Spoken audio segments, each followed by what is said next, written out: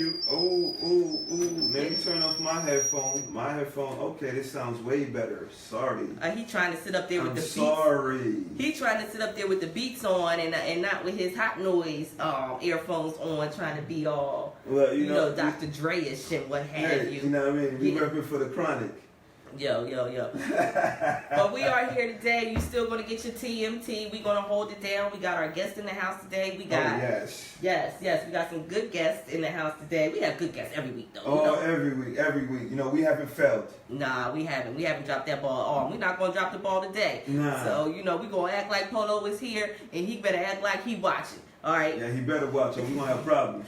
But, you know, we got to give him benefit of the doubt. Brother was stuck on the road, so we hoping that he's home and he's safe and, you know, he's dry. That's all that matters. You know, it's raining outside, so everybody should be watching us today because it's raining, it's cold here in the ATL, it's cold up north, you know, so everybody should be snuggled in and checked into BInfluenced on allnewhotnoiseradio.com. You know, man, grab your woman, tell them, yo, let's go watch the BInfluenced live on, you know, Facebook and YouTube. We live on both spectrums, so. Yes, we are. Right, yeah, we live on our YouTube channel. So you can go to Hot Noise Radio on YouTube. You can watch us now. You can watch us later. You know, you can watch us in between. However you want to watch us, you can do. Yeah. You know what I'm saying?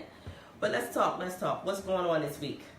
This week, I don't know if you, you know, first and foremost, you know, rest in power to Alton Sterling. You know, the Baton Rouge DA didn't go forward with filing charges against the cops that took his life. So, you know, it's sad, but you know, it is what it is. It is. You know, and then we got what's his name, Stefan or Stephon Clark. Stephon Clark. So you know, rest in power to that young man. So that's a hard. These are such hard pills to swallow. I mean, 20 times, you know. 20 times. You know, like, the young man didn't have nothing, but. You know, despite the fact that he broke a couple of car windows, but you could have at least tased the young man, you know, but. Yeah, they are trained to do other things, and I mean, I don't know why they're not using those other skills, you know, and that other training, but there definitely needs to be some changes in the police system on how they handle these situations, but it's a matter of what has been implanted in them and the seeds of what they're looking for, and it seems like our young men are what they're aimed to look for in a suspect.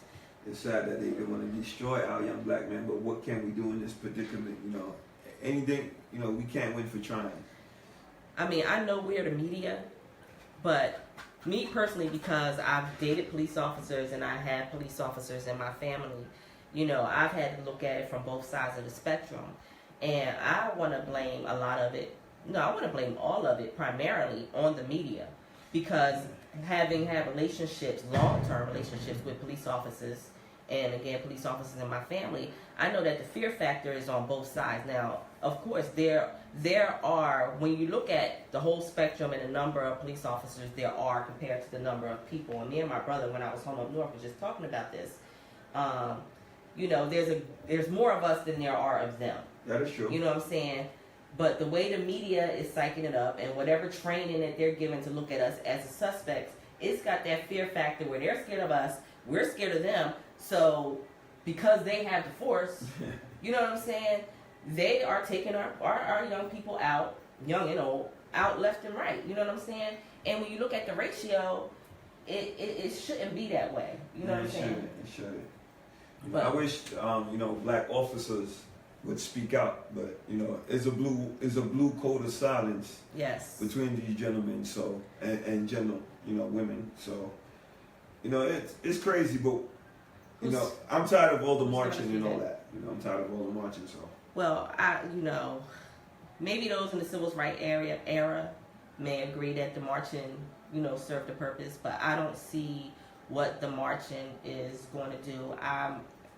You know, I can be a little radical with things. I think me and you both, if we come together and we form, and I'm not saying a violent uprising, but if people stand together against what's going on in the injustices, and we pull our finances and we pull our money together, you know, then, and when you start taking money out of people's pockets, that's when you make a difference. You know what I'm saying? You definitely have to take money out of people's pockets. And I think if we start policing our own communities, you know what I'm saying, really, I mean, I had this conversation with a relative of mine that in Wilmington. The Wilmington, Delaware has a really high homicide and crime rate for the ratio of people, you know, and what makes them so high is because the number of people in the city doesn't balance out to how they do the ratio of crime.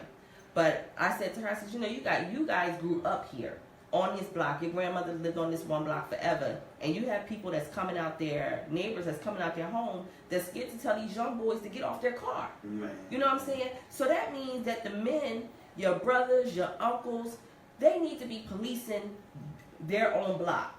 You know what I'm saying? Because again, the ratio of police officers, and then you're talking about city council needs to do something, the mayor needs to do something, but that's your neighborhood. And they listen to you, especially if you haven't never been to a city council meeting, then what are you complaining for? I've been to several city council meetings, and the only time people will come out to a city council meeting is when something was already taking place. Because we are reactionary people. We react after the fact. I agree. You know what I'm saying? I agree. We're not there prior to. We don't hear what's coming up the pipe. We wait until it's already taking place, and then we want to react. We got to do better. We got to do better with that. A whole lot better. A whole lot better. Oh, it's too early to be yawning. It's too early to be yawning. I'm good. I'm just saying, let's get on the lighter though. I know this past weekend it was the big 5-0 for a particular special lady in here. She doesn't look it, right? She look like she's 21 all over again. But that's where we say black don't crack. Yeah, I reached the milestone. I reached that milestone. Beautiful milestone. I'm grateful and thankful to be here. Yes. You know, I wish the sound effects was working so I can hit you with a sound effect. Like spiraling. You know what I mean? You know, I got more years behind me, but I got great years in front of me. So, when I'm looking forward to the years to come, and I'm going to come up missing in a couple months because I need to go somewhere where the water is blue because I went home where it was cold. And I froze my butt off the whole time I was there, and now I'm all stuffy and snotty and sneezing.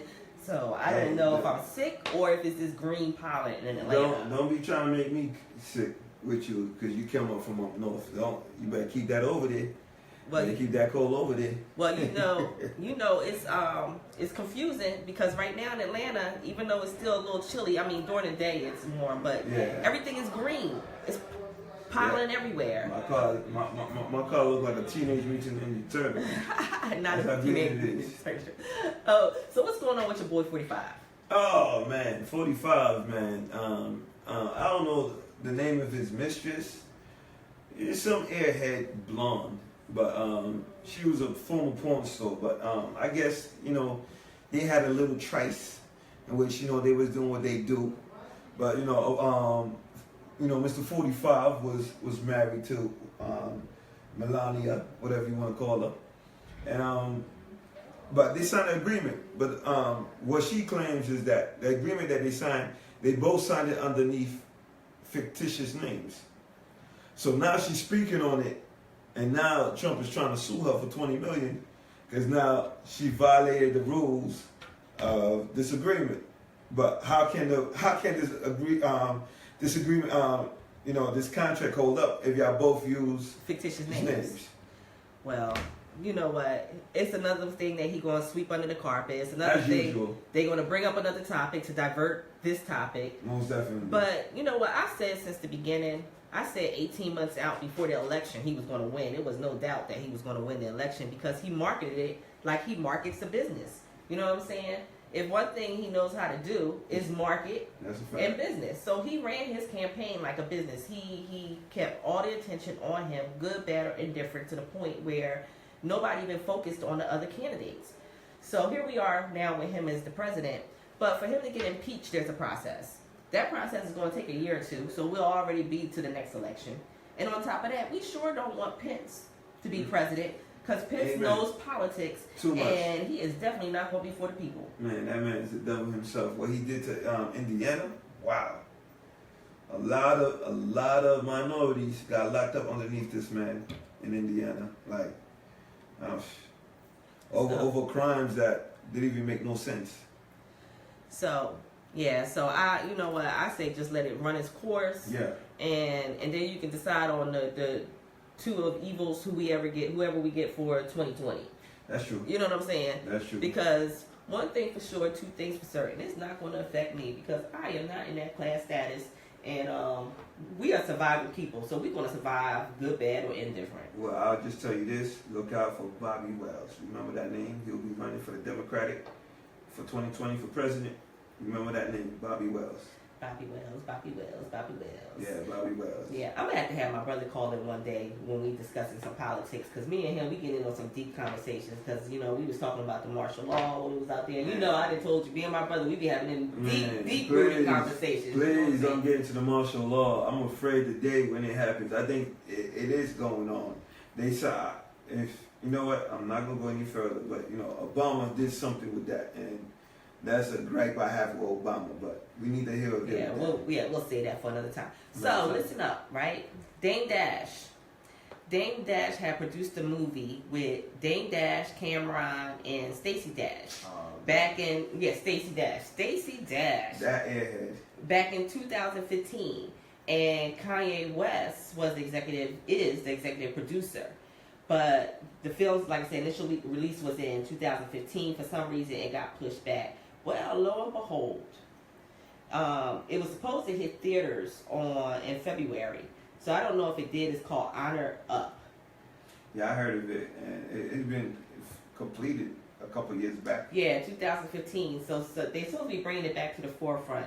Now, Dane, you know what? I think you should have kept that one in the vault. You know what I'm saying? Stacey Dash. Man. I don't think you're going to get a whole lot of support from the hood. Man, she's an airhead. I don't know why she's running for mayor of Compton. Like, don't even bother. Like, sit your airhead self down. Like, when did she really become a politician?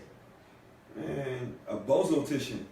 I like that, bozo-tician. A bozo-tician. But Dave, for real, you need to lock that one up. Keep it in the vault. Throw it away. Because you added your cousin to this movie. Yeah, throw it away. Yeah. Like, burn all the tapes, burn all the footage. Like, you know, everybody, especially up in Philly, in the Philadelphia area, was watching State Property up in the basements, you know, on VHS, DVD. Yeah. But you're not going to get the same respect on this one. It's not going to happen. So, had you heard that Jada Pinkett Smith, she landed a Facebook talk show with her mother and daughter? I didn't know Facebook had talk shows. Yeah, on Facebook, they've been going into the reality realm. They had one with the Ball brothers, with the Ball family. Lonzo Ball, I don't know. Yeah, you don't. Big sis don't keep up with sports, so you know she gonna be lost in this topic. But yeah, there's a few folks you know who's gained reality shows via Facebook. So Facebook has been trying to get into that realm. So I don't know. I don't know how the numbers been for these shows, because there's one with Marshawn Lynch as well too. Okay. You know, so. Well, we're gonna have to take a peek and see what's going on with those shows. And Ava DuVernay, man, you gotta give it to that sister. Man, that's my idol. Yo, she is my idol. You gotta give it to that sister. She has, she's executive producer for a racial drama called Red Line. It's gonna be on CBS. I heard. And she's also been chosen to direct DC film The New Gods. Yeah. I heard, and you know, since she's directing, I know it's gonna be dope. Anything she directs, I'm watching. Yes, and let's see, one last one, because I was on my movie kick today. I don't know, I was just I got in my laptop and all this stuff just started popping up, and I was like, for real? But you know what, y'all, I'll be behind, because I be so busy working and taking care of BInfluenced that I rarely see what's really going on in real life. So when I seen all this, it was all news to me. But you know, Tyler Perry's going to have a new film coming out called The List. And Tiki Sumter, Omari Hardwick, and Tiffany Haddish. Yes, I'm looking forward to that, because you know anything with Omari, I'm like right there, like, hey, Omari.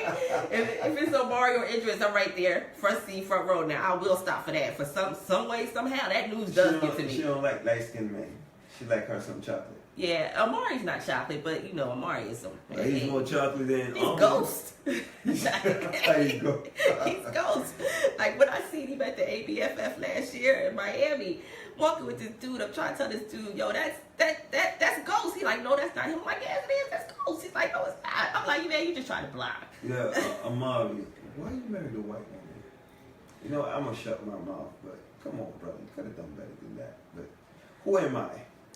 We go, hey, Fancy! What's going on, my girl? She gonna be in the house. We haven't Fancy! Dude, you so loud. I know.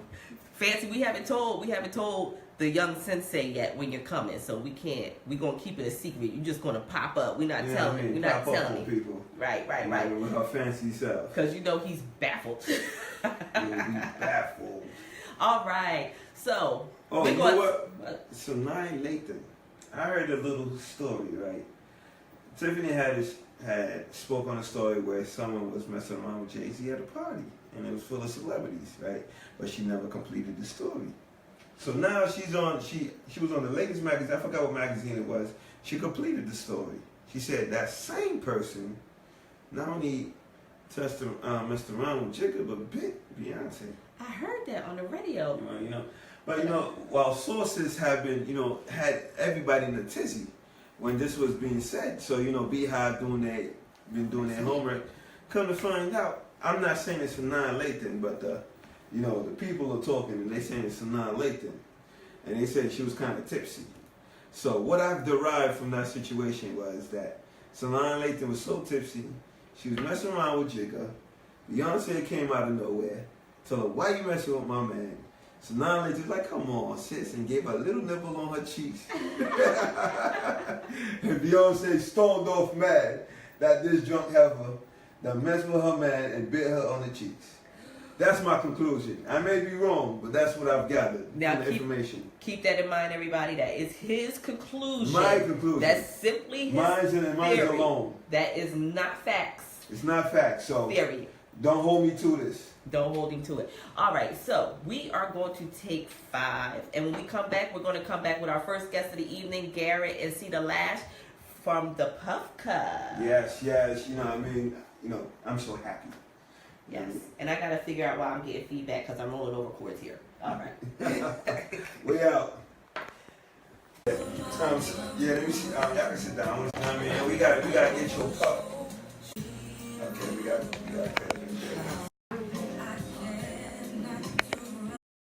April 27th. Okay. Yeah. I'm in the entertainment.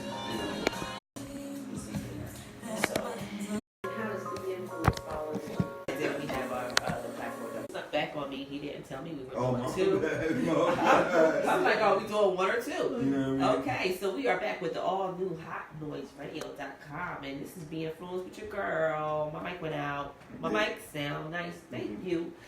Okay, so this is your girl, Ms. D, and I am here with my brother, the Haitian Brooklyn Don Moses. I'm here in the beginning. Yes, and if you're looking for him, he is missing today. Polo the Cartel. Where you at, young man?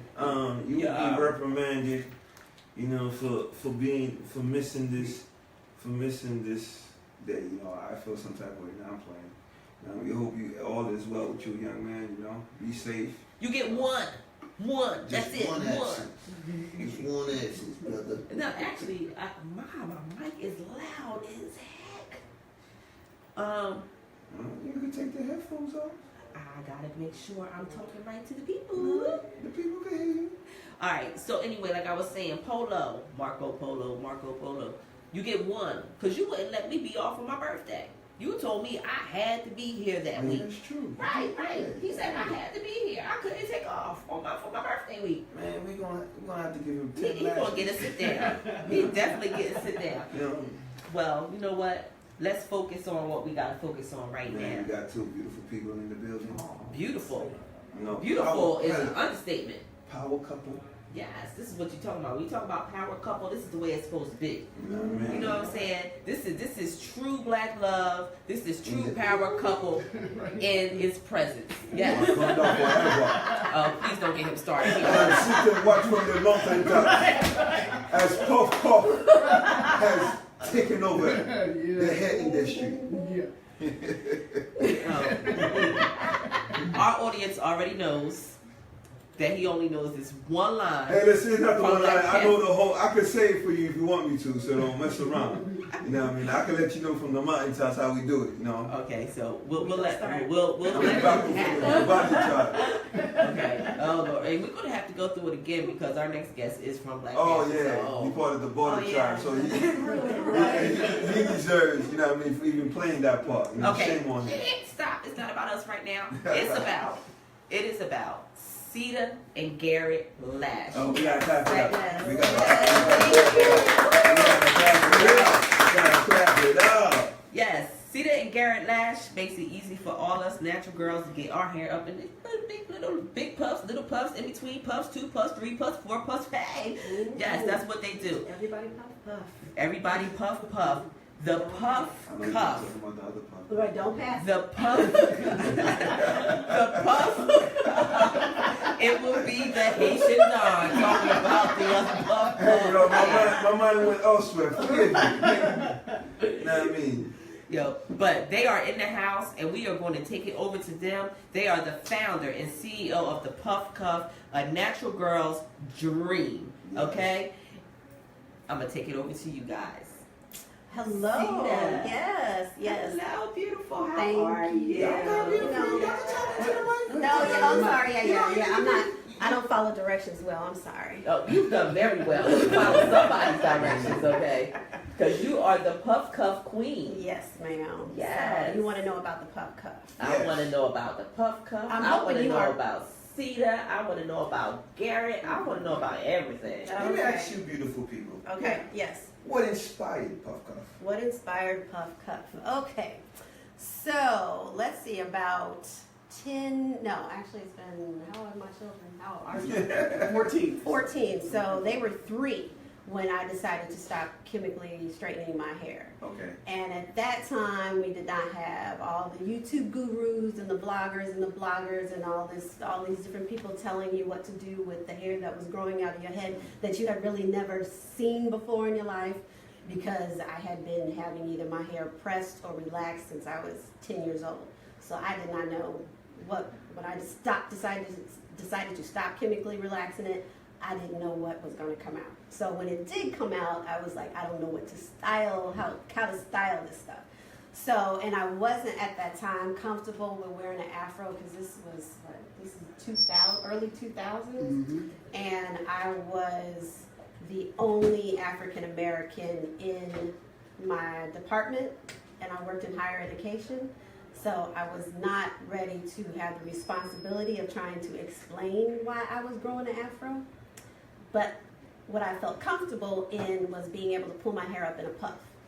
But with pulling my hair up in a puff, I used to have to use a long shoestring tied around my neck, hopefully not choke myself, pull it up until I got all of my hair on the top of my head, and just either prayed that it didn't move or didn't pop during the day.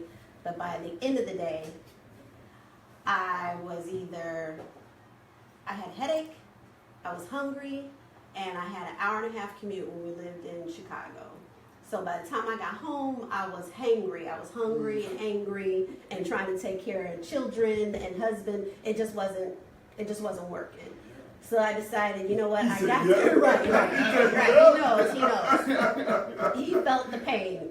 And then, but he was very supportive, but at the same time, I felt like there has to be something else that I could style my hair with that would not cause me to be in pain by the end of the day. Doing a whole bunch of research online, Google then wasn't it what it is now. There was no Alibaba, all of that, but could not find anything, and then actually find anything that could accommodate the thickness and texture of my hair. And then actually doing more research, finding that, you know what, there's a little discrimination going on in the hair accessory industry, because it started to become obvious to me that either they were only selling styling tools that were designed for straight hair or designed to make you want to straighten your hair. So it was like, you know what? Once I stopped relaxing and I realized the benefits of not relaxing my hair, besides the extra money in my pocket and the not having the scabs and the burns and all the other stuff that went along with it, I was like, I'm not going back. So wanted to find something, couldn't find anything, but I had a concept in my head of what it should be, what it would look like. It basically was based on a comb that my grandmother and my mother had, and most people had seen this comb too when they were younger.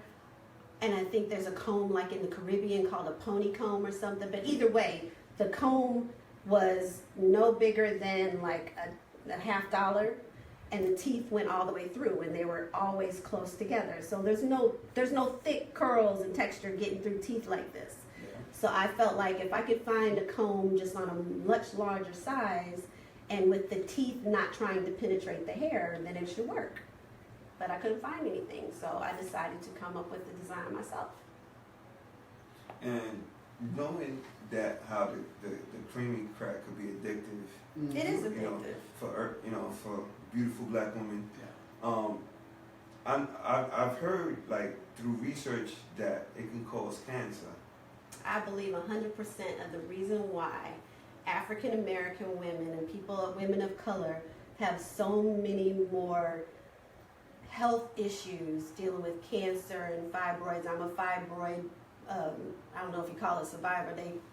They took them. I ain't got them no more. They cause But problems. right, they cause problems. There's a reason why we're suffering, higher rates of ovarian cancer, breast cancer, uterine fibroids, and fertility issues. There's a reason for that, and I think with having this product and the more research and the more I've learned over the years is they know that African American women spend the most money on beauty products because of... That's me? Yes. Oh, that's right. I thought the FDA was calling, like, knock it off. Don't be telling it. Right.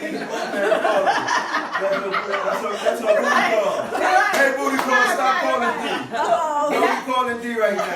She's working. Look, that's one of my girlfriends that should be watching right now that's calling me. She probably calling me talking about, I see you. You don't gotta call during the middle of the show. You call after midnight, okay? Dara in Tampa. I thought that was the relaxer. Relaxer, please. Right. We're saying this is a conspiracy that's formed against us. So back to what I was saying, there's a reason, and I think they know that we will spend the money and not do the research. So we're trying to, this was an awakening for me, because it's a reason why, all the women in my household, in my immediate family, either had fibroids or fertility issues, and we've been relaxing our hair and using other items that are sold to us that are not regulated by the FDA and actually are created overseas someplace. And we're coming and using it on our bodies almost every 4 to 6 weeks. So there's something behind all of that. Well, looking at your hair, it looks super healthy. Like I look at Big Sister's hair. It's beautiful. It's beautiful and healthy, the texture and all that. So, I'm not opposed to seeing my beautiful queens Amen. going natural. Amen. Sometimes I think, the perm is no bueno, but who am I to tell a woman what to do with her hair? What do I know?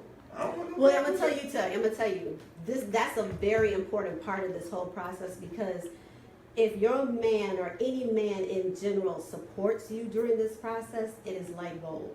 Like when I stopped relaxing my hair, he never did say I don't like it, and that was the thing. It was like I had to realize myself if I liked it or didn't like it. But just because he did not say, you know what, I want you to straighten it, that gave me so much encouragement. And it also was, even when other men in our family or our friends would come up to me and say, I think you need to straighten your hair back again. It was like, you know what, you ain't take care of business at home. So as long as this one is all right, that's right. I ain't really worried about it. Right? I'm not really worried about it. And then I have 3 sons, and I have 2. At that time, my twins were 4 years old, and they were just like, I love you, mommy. I love your curly hair, mommy. So you know what? And the men encourage that. It does something for the self-esteem that another girlfriend can't do that for you. Another woman can't. Am I right? You know what? And I didn't have any issue with my male friends, but when I went natural, it was around 2006. Mm-hmm. 2005 or 2006, and I was wearing wigs, and I had all this hair under it, and then I stopped wearing the wigs, started going to hair salon, and I was getting it pressed, and then I would just cut up. You know, I didn't do the big chop, but my grandmother had passed away, and so we went to the funeral, and I had my hair wrapped. I had a black wrap on my head, black suit, the whole black thing going on, right?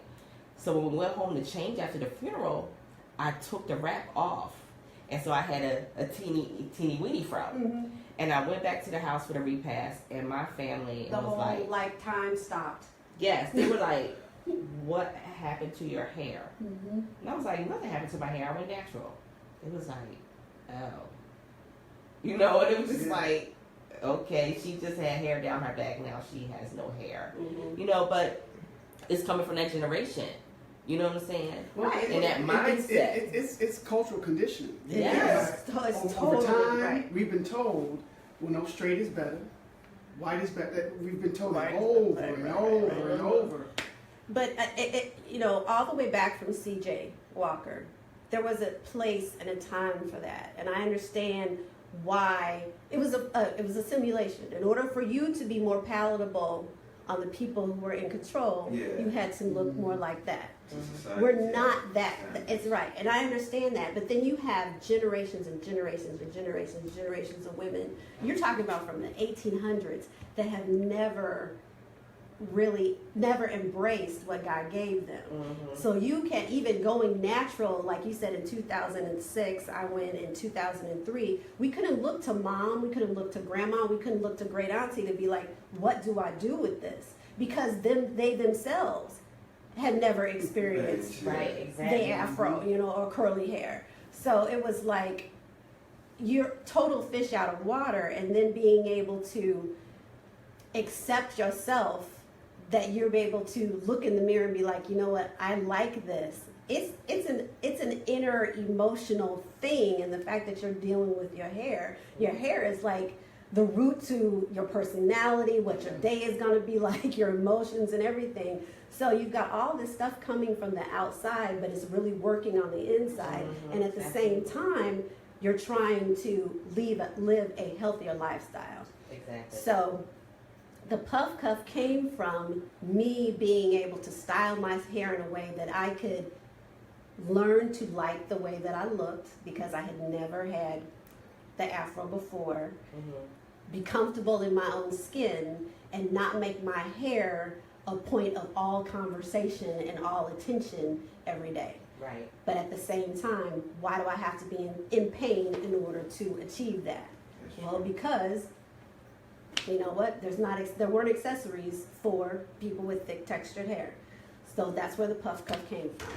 This is the puff cuff. Where's your camera? Where's your camera? It's right there. That's your camera right there. Right here. That's the puff cuff. This is it. So Tiff, you gotta get the puff cuff.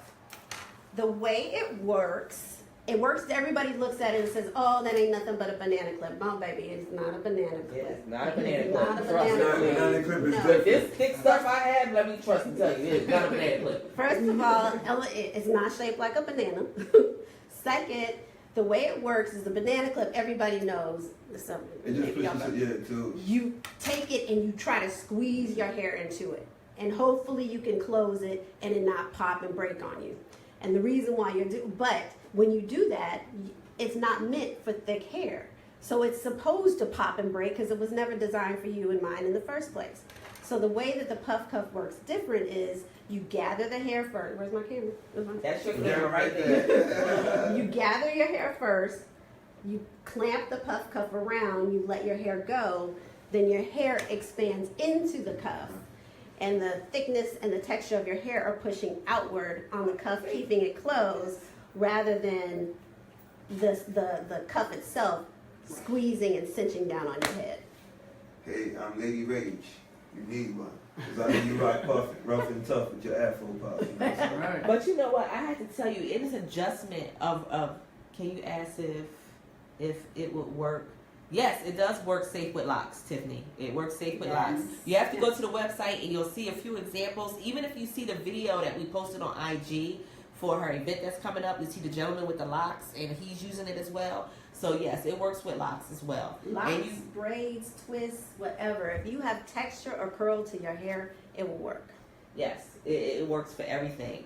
But I forgot what I was going to say. That's the part of being 50. Well, Mr. Lash, let me ask you this. He'll come back to Big Sis. You know, knowing what your beautiful wife had gone through and with the company, y'all creating this company, how has this journey been for you as the man? Because, you know, you really can't, you know what she's going, I won't say you know what she's going through, but you can, I can't see sympathize. Yeah, you empathize, because that's, how has that journey been going through this process and creating a business out of it? You know, the initial point of when she went through the big chop and cutting off the hair, and as I said before, it's that generational thought process of thinking that straight was best, right? You know, I mean, through college and everything, everybody, all the ladies had relaxed hair. Even she had relaxed hair. And so it took a little bit, it took some time for me to be like, okay, this ain't about me. This is about her. This is her transition. And as her husband, I need to support. Period. And so, so we've been in business, we're going now on 5 years. Mm-hmm. And she had been running the company, you know, from the beginning, probably for full time for the first 4.5 years. And I would come in part time because I was because I was about to lose my mind. She was gonna lose her mind, and it was a growing business, and I was still had to be the breadwinner and keep my day job. And so this year has really been transformational for us. I mean, for the last, because I worked in IT for the last 23 years. Mm-hmm. And the last 15 of those, I've been an IT executive. So, and with a financial firm, and so I was doing my thing and supporting. But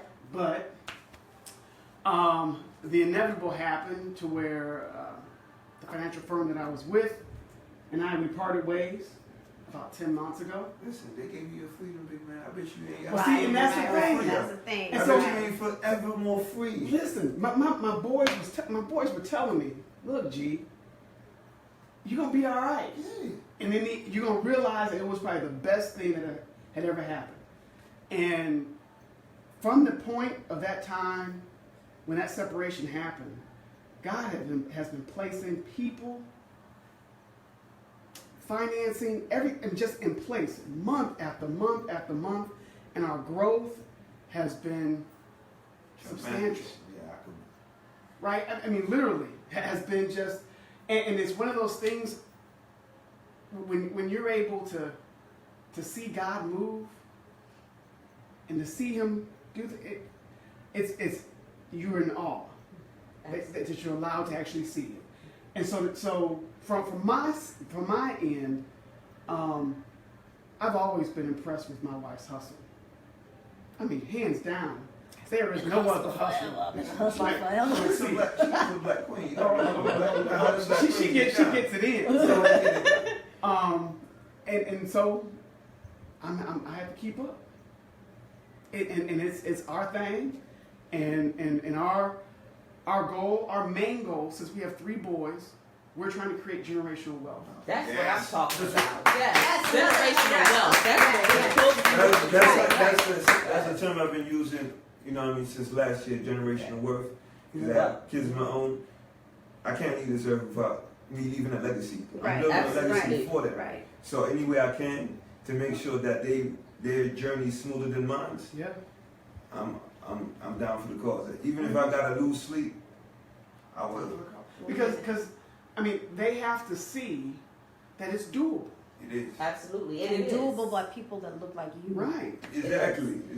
And you know, we have to be able to embrace that if we have a child, that is not a college-bound child, that we have to embrace and look into what That creativity that they have. right, They have some and build creativity. upon that the depth of who they are, what their interest and their passion is. Because this generation now, I got to give it to them.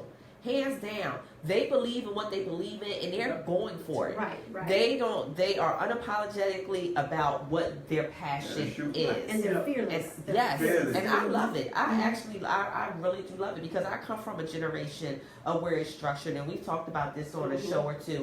Yeah. My generation, you pretty much had certain careers. You was a teacher, a doctor, a nurse. Yep. You know what I'm saying?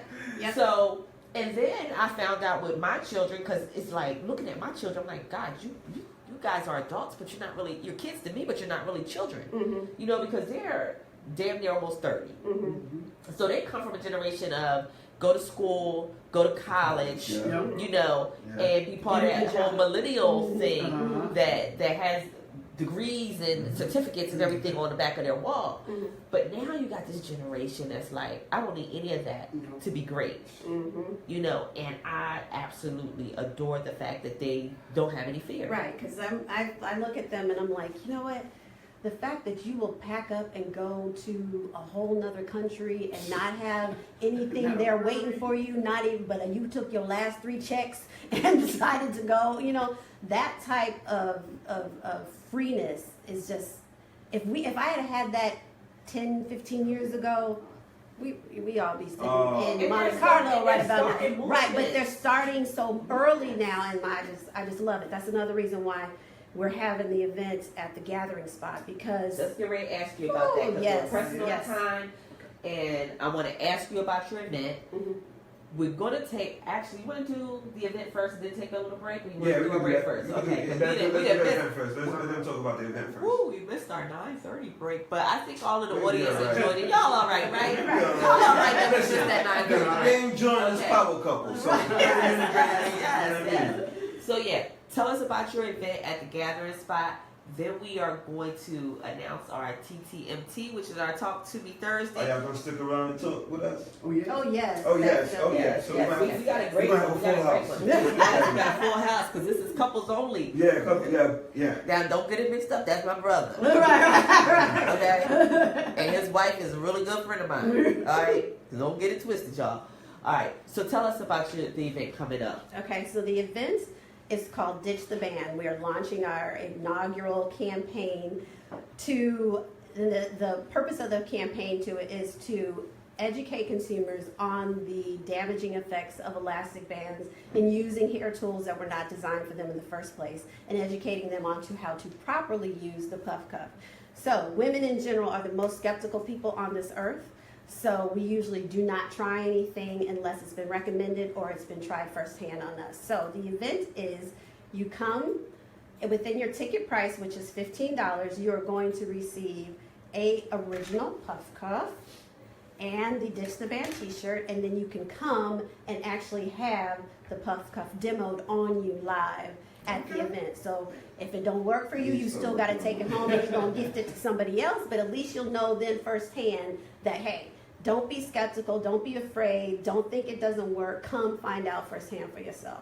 So then we have that, we have the pop-up salon, we've got a vendor row, we've got a hair show that is going to show, we have 4 sizes of the puff cuff. It goes all the way from the 5-inch all the way down to 1.5 inch. So that way it can be used on different hair thicknesses, different hair textures, all the way from curl type 2C to 4C, and showing different styles. It's hard for people to think outside of the box. Okay, yeah, you can do a puff, but what else can I do? So we're gonna be showing a whole lot of different hairstyles that can be achieved with the puff cuff. Is the 1 inch gonna be used for like more so like locks? No, it just depends on how thick your hair is and what you use. So the runnage technically is if you have multiple. If you have multiple ponytails, in other words, less hair that's being gathered, you use a smaller puff cuff. Okay. And we'll have male models. Because it's a Female unisex models. tool. I'm trying to get Kids. intern. Yeah. I'm gonna puff cuff him before I leave here. You about to be Intern puff about to get puff cuffed. So yes, it's a unisex hair tool. It's not just for females. And the other thing is, it's not just for African Americans. It's whoever's got curl and tech. Because there's a lot of us that got curl and tech. We make up 65% of the world's population has curly or textured hair. Yeah, that's true. You know, to all my beautiful Samoans, Hawaiians, you know, Brazilians. Yeah. Okay, you can go through the entire. But right now we're going to go to a break. I'm helping them all. I'm helping So listen, we have been here with Ceata and Garrett Lash, CEO and founders of the Puff Cuff. You have to go visit their website. Let us know where everybody can find you. www.theppuffcuff.com. And on social, we are at the Puff Cuff everywhere.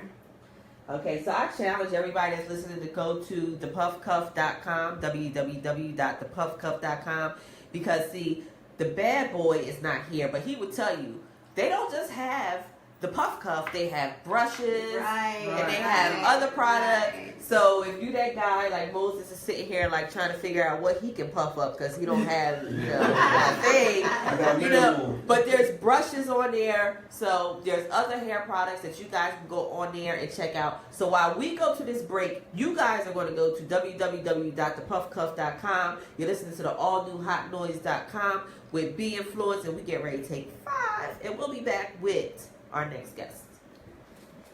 Mama.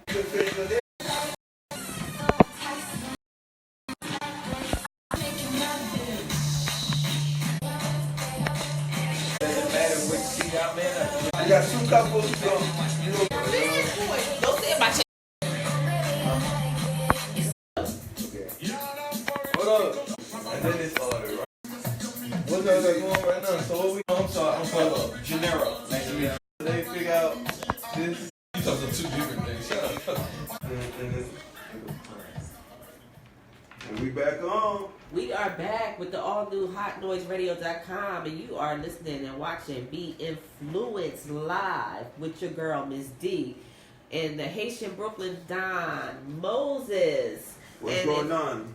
If you have been watching, you would have realized that our third rib was not here. But guess what? He's here now. Polo is here. He Yo, is yo, here. yo, Say yo, it. yo, yo, There what he up? is. You know when you Polo hear the yo, yo, Marcel. you know it's Polo. The What up? hot boy of Hot Noise Radio That's is what they in call the him. house. That's what they He call is me. back. He's been from hell and beyond, but he Man. made it in. So you know Hey. that's some dedication. So now I can't give it to him like I was because he got here. But we are here with our second guest of the evening, Janero Sankey.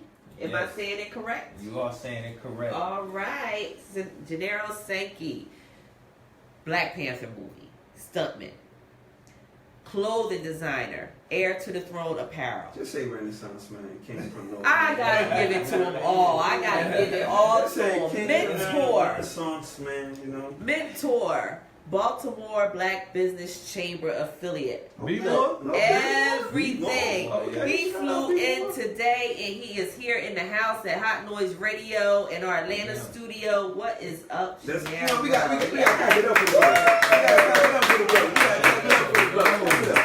Thank you so much. Everything is up, man. Air's up, man. This is the life of an Air and many other Airs I'm representing out there. And I want to thank y'all too for being able to make the adjustment because I know I was supposed to be on the 15th, but business called. But I'm here today, so we're gonna get it popping, get it live, and yeah, we're gonna go from there. I sent my man Moses a track that I wanted to. Oh, you want to play that now? Yeah. I can play that now for you. Yeah. I wanted you to play. It's gonna set the tone a little bit. Okay. And then we're gonna get into it after you I drop the missed track. that one. I will say this is the first guest that came in and was like, yo, all right, so this is how I want you to set me up. You know, when I come in the door, I need my theme song on. He's coming like Tekashi 6ix9ine up in here. Nah, I ain't gonna put that on. I ain't gonna wish that I down. got way better lyrics than him. Okay. Way better lyrics than him. Well, you know, we'll be right back. After this smooth music. Yeah.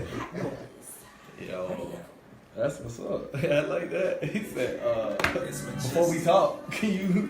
I like that. 17. I And it's on one of my favorite tracks. You got that black super heat. Turn my hair hot.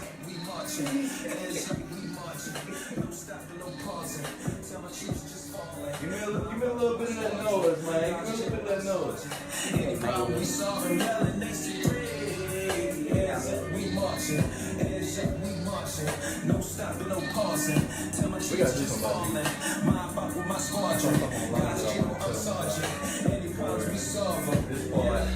yeah, see the beat, the victory. I'm in my zone, watching on making history. Yeah, I'm all about the bucks, gotta get my family straight. So my mission when I wake up is to get the cake. I'm trying to get my mama set and retired, man. See, Drake said it best, starting from the bottom, man. I'm studying money, economics, and learning more. Putting my money in the stocks and watch it soar. See, I'm getting clever, it's just a chess game. It's all about the moves. This young man, he's smooth. I have presentation, I don't conform to rules. They try to put you in a box and in the bubble, but there's no limitations except the ones you set yourself. Agitating is lying, it's bad for your health. I know they watch my steps, so I move with stealth. So keep your 2 cents to yourself for me. Hands up, we marching. Hands up, we marching. No stopping, no pausing. Tell my troops just falling. My about with my squadron. God's general, I'm sergeant. Any problem we solve, I'm yelling. They say, hey.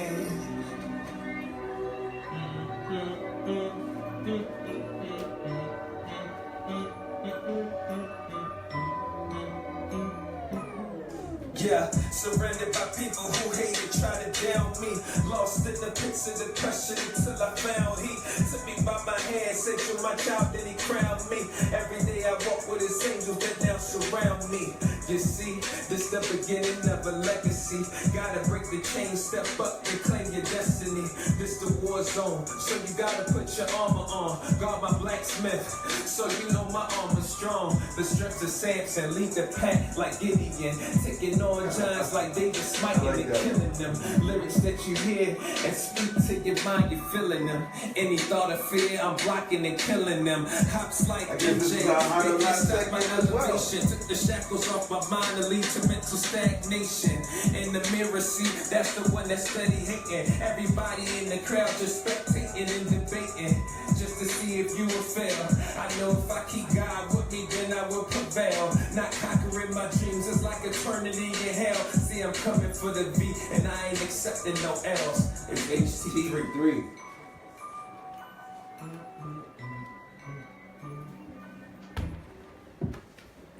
Yeah, that was some fire. Yeah, you know that what? We was- haven't done hot or not in a minute.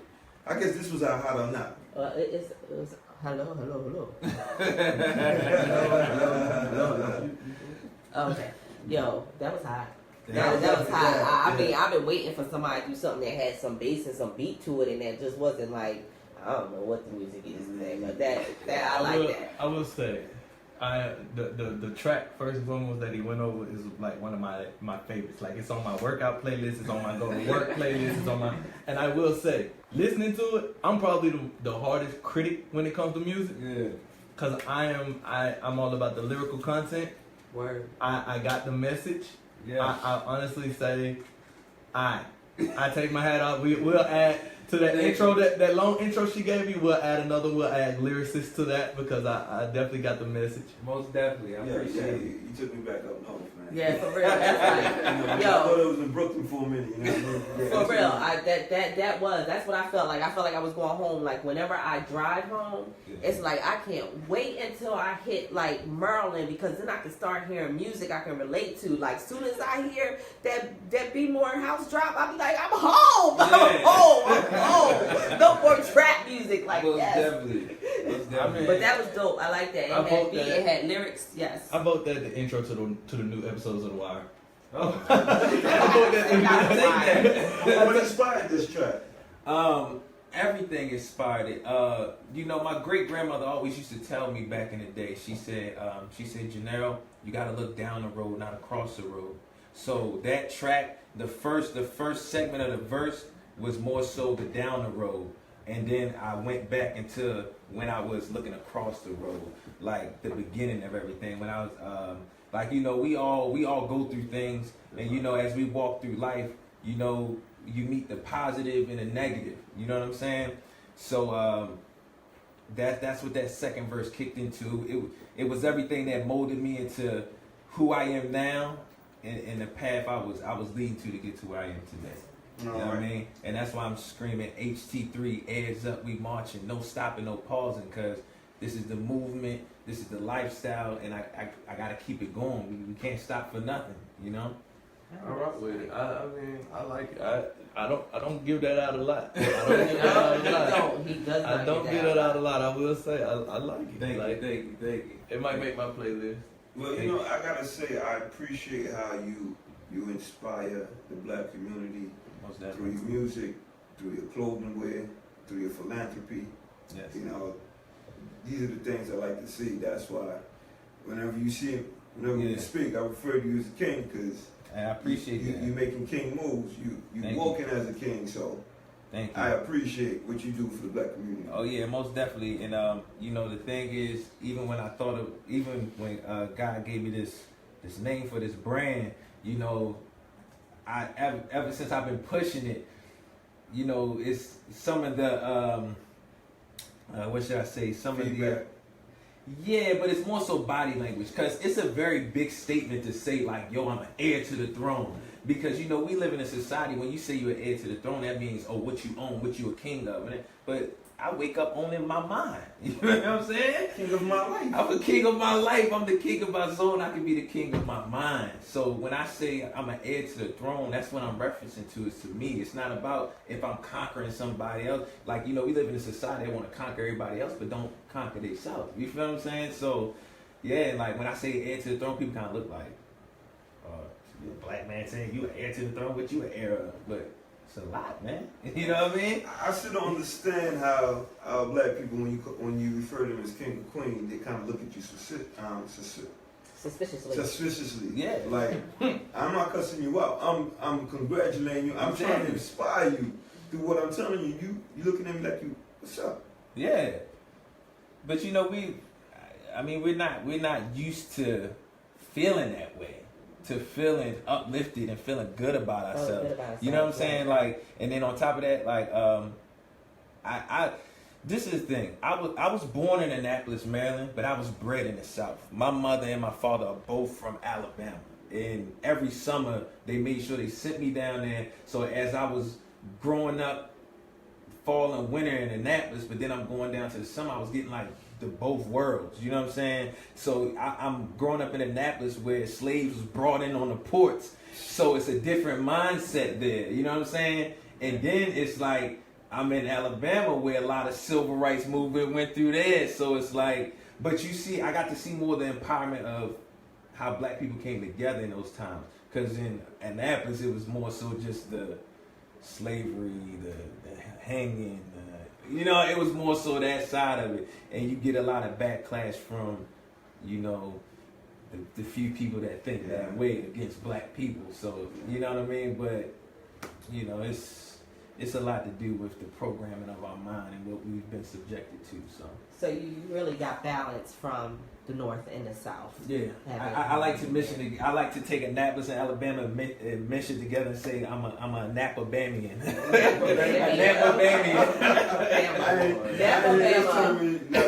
Napa-Bama. That's a wordplay for you. Now I don't know how far they are apart because I haven't traveled there that often, but I know my people are from Denton, Sutlersville, and Ridgely. Man, it sound like country. Yeah. They are. They actually are. Way out in the road. Yeah. Sound like milkmaid land. Yeah, you gonna see some cows and stuff. You did. I mean, my family owned property and stuff in Ridgely, and it was Ain't nothing no out there. out Like there. there's no, we had pups, then we just didn't. have you pups. just walk out the door out there. Right. You know. Your neighbor probably like a mile down the road. And the mailbox is half a mile. Yeah. Probably catching catfish down the creek. Look, all you see when you drive, and the most recently I've been out there was, I want to say about 2000, somewhere between 2007 and 2009. And we would just drive it. Unfortunately, this is what happens when people own land in the South coming from that slavery movement and they were able to purchase land, is that everybody wanted to leave and move north. So little by little, my family has lost a lot of the land that we had. Sutlersville is actually one of my family's names, so the town is actually, like, my mother's maiden name is Sutler. Oh, okay. And Sutlersville is where they landed and where, you know, they took up spot, and that's where some of our family comes from. And then miles away was Ridgelyville, and another miles away through the woods and backwoods where they met up and made some babies was Denton. You know, so it all comes together. But it's funny because when we used to go visit when I was a child, they had outhouses. Now, we were city kids. I can't tell you how many times I peed on myself because I wasn't going outside to pee in the dark with a flashlight. I was about to ask you, what's the first thing you did when you got off your horse and carriage? Like, peed on myself because I wasn't going to the bathroom in our house. Our bathrooms was in our house. So you acting like your folks was in bootleggers. Wait. They was. You see? They was bootleggers in the bathroom. Had that big old chore. Yeah. Big old suit. I had to tell you. Moonshining. Listen, for real. And my family talks about it all the time because in Ridgely, Maryland, where our land was, the main road is called Hell's Lane. wow. And Hell's Lane was where they came up from North Carolina with the liquor and to Ridgely. And they named that road Hell's Lane because the story is that my family raised so much hell, they just named the road Hell's Lane. So I want to play catch up here. I want to know. So this Heir to the Throne, I heard you speak on it in the song, and I heard you talk about it. So my thing is, I want to know. You said God gave you this name. So what was that? What was that moment? Like, take me there. Make me feel that moment. I'm gonna take you there. I came up. Well, he gave me Heir to the Throne at one of the. I felt that I was in a low point of my life. You know, you young. You know, you out of high school, but you kind of in that in between phase where it's like you trying to mature. You out here in the real world. You working all this stuff, and where am I right now? yeah. But you know, I'm a little bit more wiser now. But you know, I was going through so much, man. I was in a time where, like, you know, my parents, they had split. They were going through their divorce. We moved out the house. They went their ways. You know what I'm saying? And then, you know, you start to realize that, like, you know, some of the things you keep yourself around, the atmosphere isn't the best, and you know, you hungering for more, and you want something better. And I was just in my room talking to God, and I was just like, you know, it was that point where I was prayed first, and I was like, God, you know what? I'm just open the Bible, whatever you take me to, like, that's gonna be my word for the day. And when I opened up the Bible, he took me to Romans chapter 8, verse 16 through 18. And the verse said, "The Spirit itself beareth witness with our spirit that we are children of God, and if children, then heirs, heirs of God, and joint heirs with Christ. If so be that we suffer with him, that we may also be glorified together. For I reckon that the sufferings of this present time are not worthy to be compared with the glory which shall be revealed in us." You feel what I'm saying? So from that moment, I realized, man, like with this, you know, somebody told me that, you know, people can live in a bubble until it pops. You know what I'm saying? And I feel like this, like where the world is, we're in this bubble, and soon it's gonna pop. And it's like we've been so distracted by outer things, we haven't sometimes had the time to sit back and see who we are. And I feel that everyone has something unique in their genetic code that sets us apart from each other. That's deep. You know what I'm saying? That is. I love it. Because if I would have opened my Bible, it just would have went to Jesus. Well, you be alright. Get it together, cat. You know what I'm saying? He turned wine into water. That's you know, my one right there. You know what I'm saying? So mine would have folded over to the wrong thing. I would have never got the message. So that's dope, though. So when I say heirs up, that means that being an heir means to constantly work on yourself, to work on your mind, because in my logo you see the crown over the HT, but that's more the objective that you see. But intuitively, we know we have a brain in our skull, you just don't see it, so it's intuitive. So that crown represents your brain. So when I say claim your crown, it means to claim your mind, continue to educate yourself, continue to just advance. And when I say build your throne, whatever you do, whether you're in radio, you're an engineer, you're a basketball player, you're an artist, you're a public speaker, you're a teacher, whatever it is, like, you are somebody. You don't have to be on TV to be somebody. You don't have to have 1 million likes on something to be somebody. Like, you were here. If you here, you was destined to be here. So you're here for a purpose. People, I hope y'all understand what he's trying to implement, that you don't need nobody's validation to live your life, So I do want to know, what was the first product? My first product was, it was a shirt. I went to DC, I had this logo, I was just hyped, and I was just like, man, print this shirt, I'm gonna print this shirt. And it started off with a shirt. Next thing you know, Did you like the first shirt? Because a lot of times, you know, that's your trial and error. Yeah. Because I've tried the t-shirt lines. yeah. And I'm thankful that I'm not there. I'll be. It's not that I didn't like it, but I'm the type person where I'm always thinking ahead, and sometimes I think ahead so much that you forget to take the first step. Yeah, that I kind of forget to like enjoy this moment. So it's like I made this shirt, and I was like, man, I got this shirt made. I can make hats. I can make this. I can make everything. You know. So, but it's like, hold on, but let's just enjoy the shirt first. You know what I'm saying? So, I mean, I loved it. And once I made it, it was like, how can I perfect it? How can I make it better? That's dope, man. You know what I mean? Great. So did the heir to the throne come before the actor? Or did the actor come before the heir to the throne? The heir to the throne, it came before the acting, but it didn't fully launch until after. You know what I'm saying? I was going through the legalities, the trademarking, the register my business, all that stuff. And then between that, then that's when I started doing like the modeling and things like that. And, you know, Black Panther was my first movie. And I'm going to tell y'all what's really crazy about that. And my lady's going to vouch on this. I saw that the Black Panther movie was ready to come out. And I was like, babe, man, I wish I would have knew that. I was like, I should have been a Black Panther. I want to just be in that movie. I don't care how. Me and you both. Let me tell you something. A couple days later, I saw a casting for Black Panther. And they just like, hey, we just, David Banner put it up on his Facebook page. The rapper David Banner. He put it up there. I said, you know what, man? I said, babe, I'm going down there. I booked the ticket. I went down there. So I went down there. I did the casting. I came back. So I was waiting. And during that time, I ended up getting into a car accident. Oh, man. My car, somebody cut me off the road. I mean, I hit the guardrail. My car flipped 3 times, landed upside down. But let me tell you something. God is good. I walked out of there with only just a bruised ankle and a bruised shoulder. That's because you from Wakanda. You feel me?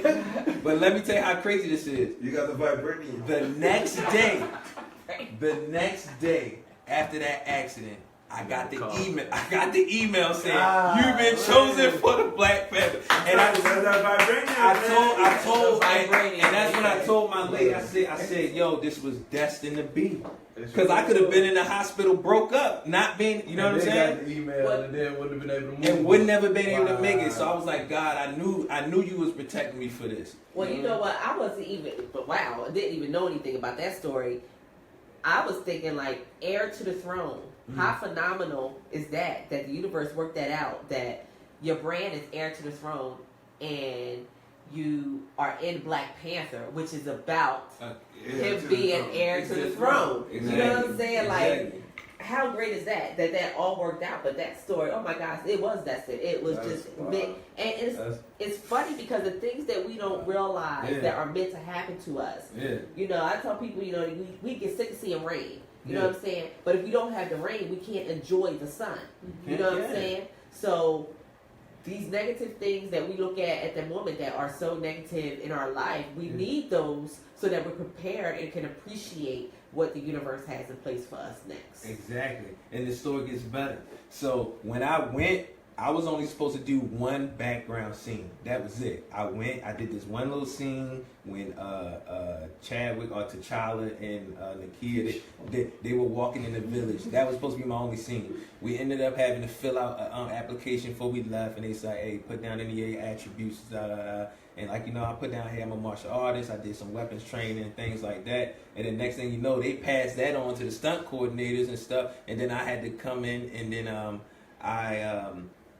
they said they was gonna let me know. So the day that they called me to come audition for stunts, my lady was in labor at St. John's Hospital, and they called me, and I said, well, hey, I'm like, I can't make it to Atlanta. I'm like, I'm in the hospital. My lady's ready to go into labor, and so they was like, well, you know what? Just send a video or something in. So my lady called her friend, and he owns a gym like that was around the corner. I paid him to make a quick audition video to do the stunts, sent it in, got it. You made a phone call while you was in labor? In labor. She was on the stretcher calling him like, look, man, my boyfriend, he need to do this audition, he need to come do this tape. And he was like, all right, bring him over. Black This love. my ride or die right here. This my ride or die. Black love. She made a phone call from labor? From labor. I can't get a text back. Yo, I can't get a text back. Congrats on the baby too. She had the gown on, everything, man. That's black love. Wow. You guys are beautiful. That evening when we met you guys, I mean, when I say, did they stand out or did Yeah, they not? they did. They They look did. like They- royalty. they You did. guys You know what I look mean? like royalty. As If I you- sit and watch from the mountain top, I see the beautiful people over Wakanda. No, I'm saying. I'm so glad when they cut that scene from the movie. I hear that one more time. This is the second time tonight. You But missed the it's first time. today's challenge day. Yeah, I was just ready to say, because the second line is when he gave the story, he was like, now the powers of the black government. He don't get, because he been auditioning since the first one came out. Listen, Hey, well, they confirmed the second one, so you better Hey, look that's why he been out. what are you doing here in Baku? Today's challenge day. And then I sent them my photo and they were like, you too light. Nah, he needs Well, more color. I'm gonna tell you what. If you would have been out on that set for at least the first 2-3 days, I would've by been that third day, you would have been all right. It was. I'm gonna tell you something. We was on this big horse ranch and there was no trees anywhere. We were just Wow. out in straight sun, so you would have I got a would've nice made tan. I wouldn't have made. They would have cut me out the first thing. I would have been asking for lemonade, Kool-Aid, and all that kind of stuff. If I made the movie, I'd be the smallest person on the Jabari tribe. I'd be because everything. Yeah, there was some big dudes. Yeah. I'm only 6 feet, 215. Them guys was like 6'3" and up, You see? 200 plus. They would have to put me in the border tribe with you guys. Yeah, you would have to come on to the border trial. I was just gonna stand outside the studio and just wait for them to start filming again, because I know y'all feel some of the scenes out. Somebody feels some scenes out here. I'm just gonna wait Yeah. outside, and somebody gonna pick me for something. I don't know. To walk by. Hey, Archie, come here. We want to need you. So, it's great. I mean, okay, the movie, the clothing line, the modeling.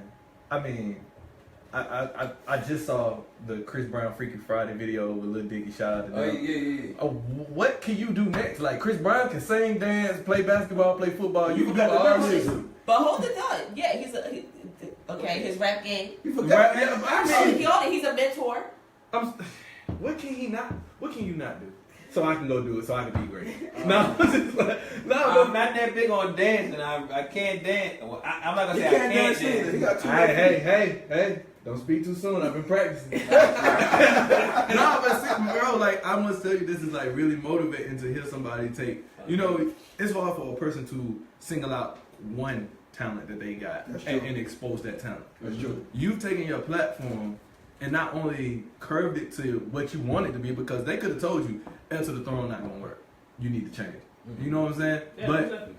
you curved it and you made it work. And now you've done the movie. Now Yeah. you've mentored. Now you got the dopest lyrics in Baltimore. Yeah. Right? Yeah, that's Yo, what, that's dope that you and that's like why I all that. said in the song, I don't conform to rules.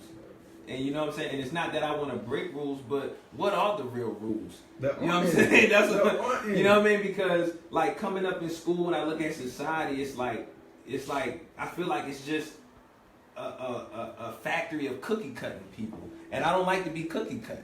You know what I mean? I don't. That's dope, bro. I feel like everybody we too unique to be cookie cut. And I tell people all the time, the most unique thing about you is your fingerprint. There's only one fingerprint like yours, and it's your job to leave that imprinted in the world. That's a fact. So one fingerprint and one spirit, and that spirit was given to you, and that light was sparked. What lit your spark? Honestly, what lit my spark? One of my favorite lyrics is J. Cole said that there's beauty in the struggle. You know what I mean?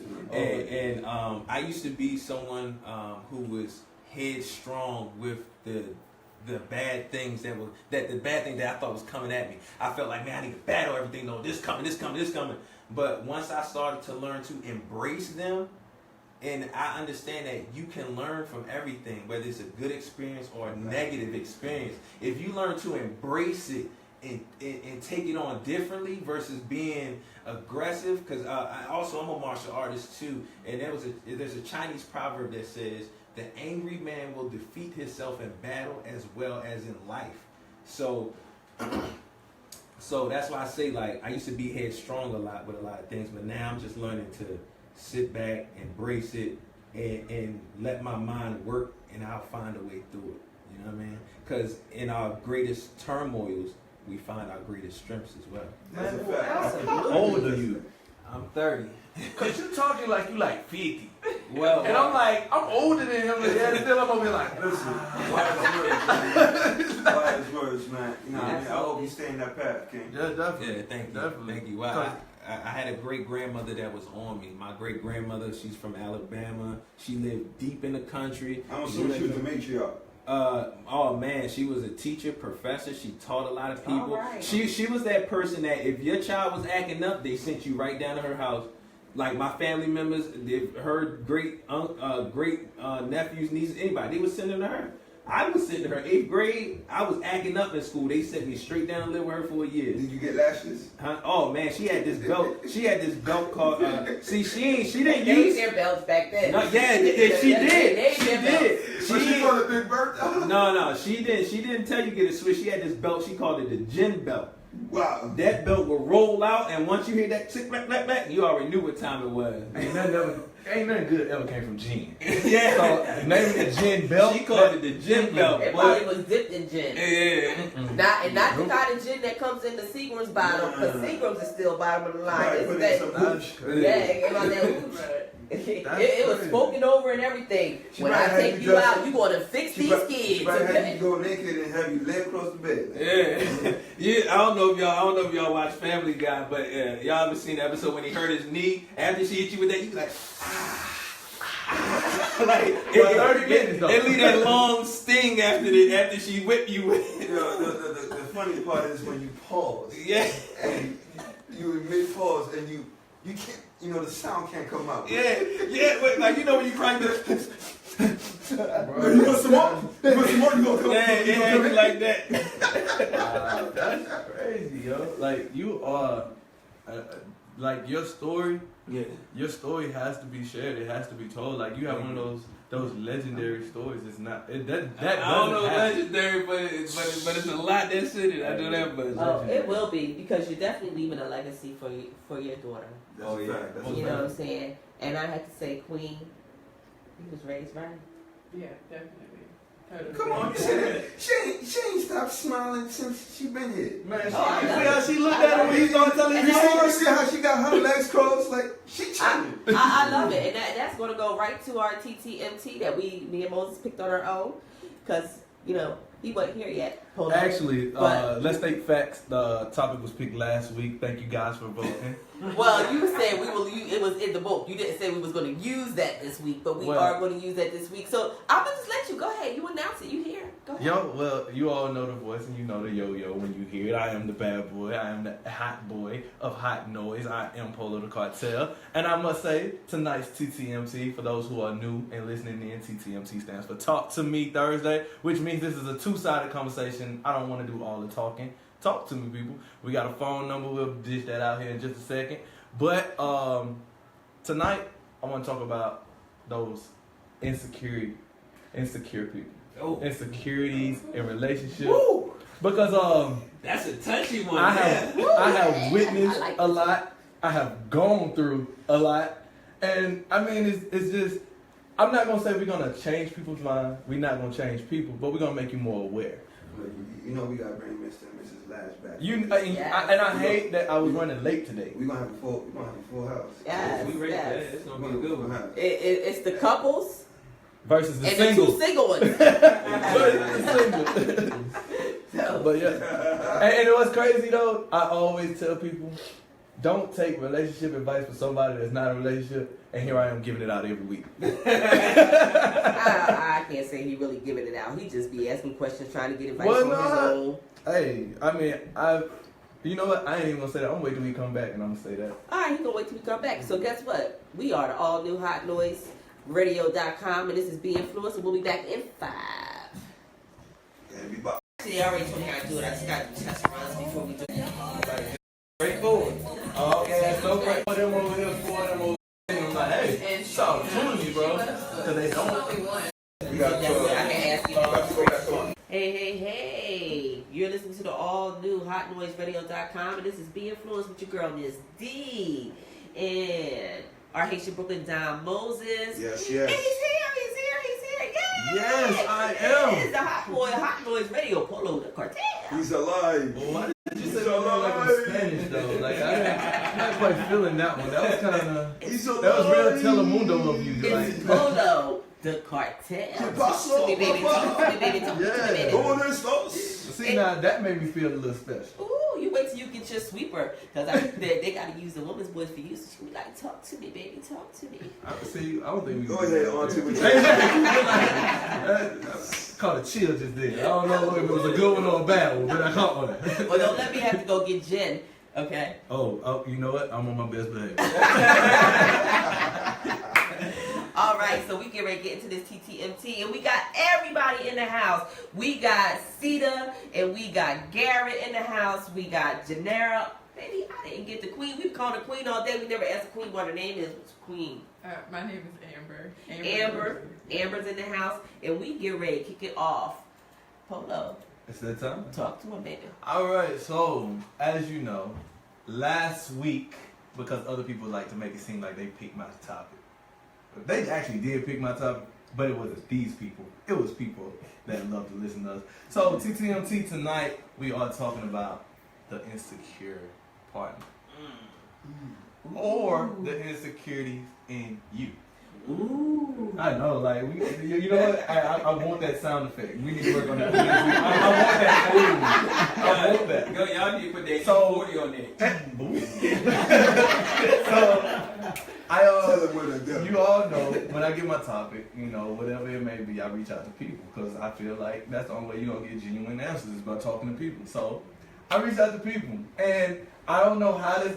I think is, you know, I feel my brother's energy from Heir to the throne. You know what I'm saying? I feel like the Lord put me in the right positions when these TTM topics come up because what was I witnessing this week? Insecurities right there in my face, and I'm just sitting back. I could have saved the brother, but I needed the information for this show. He wasn't ready. So shout out to the brother at Lenny's mom that broke up with his girlfriend this weekend. Life does go on. I promise you. Look at this, but you look at this.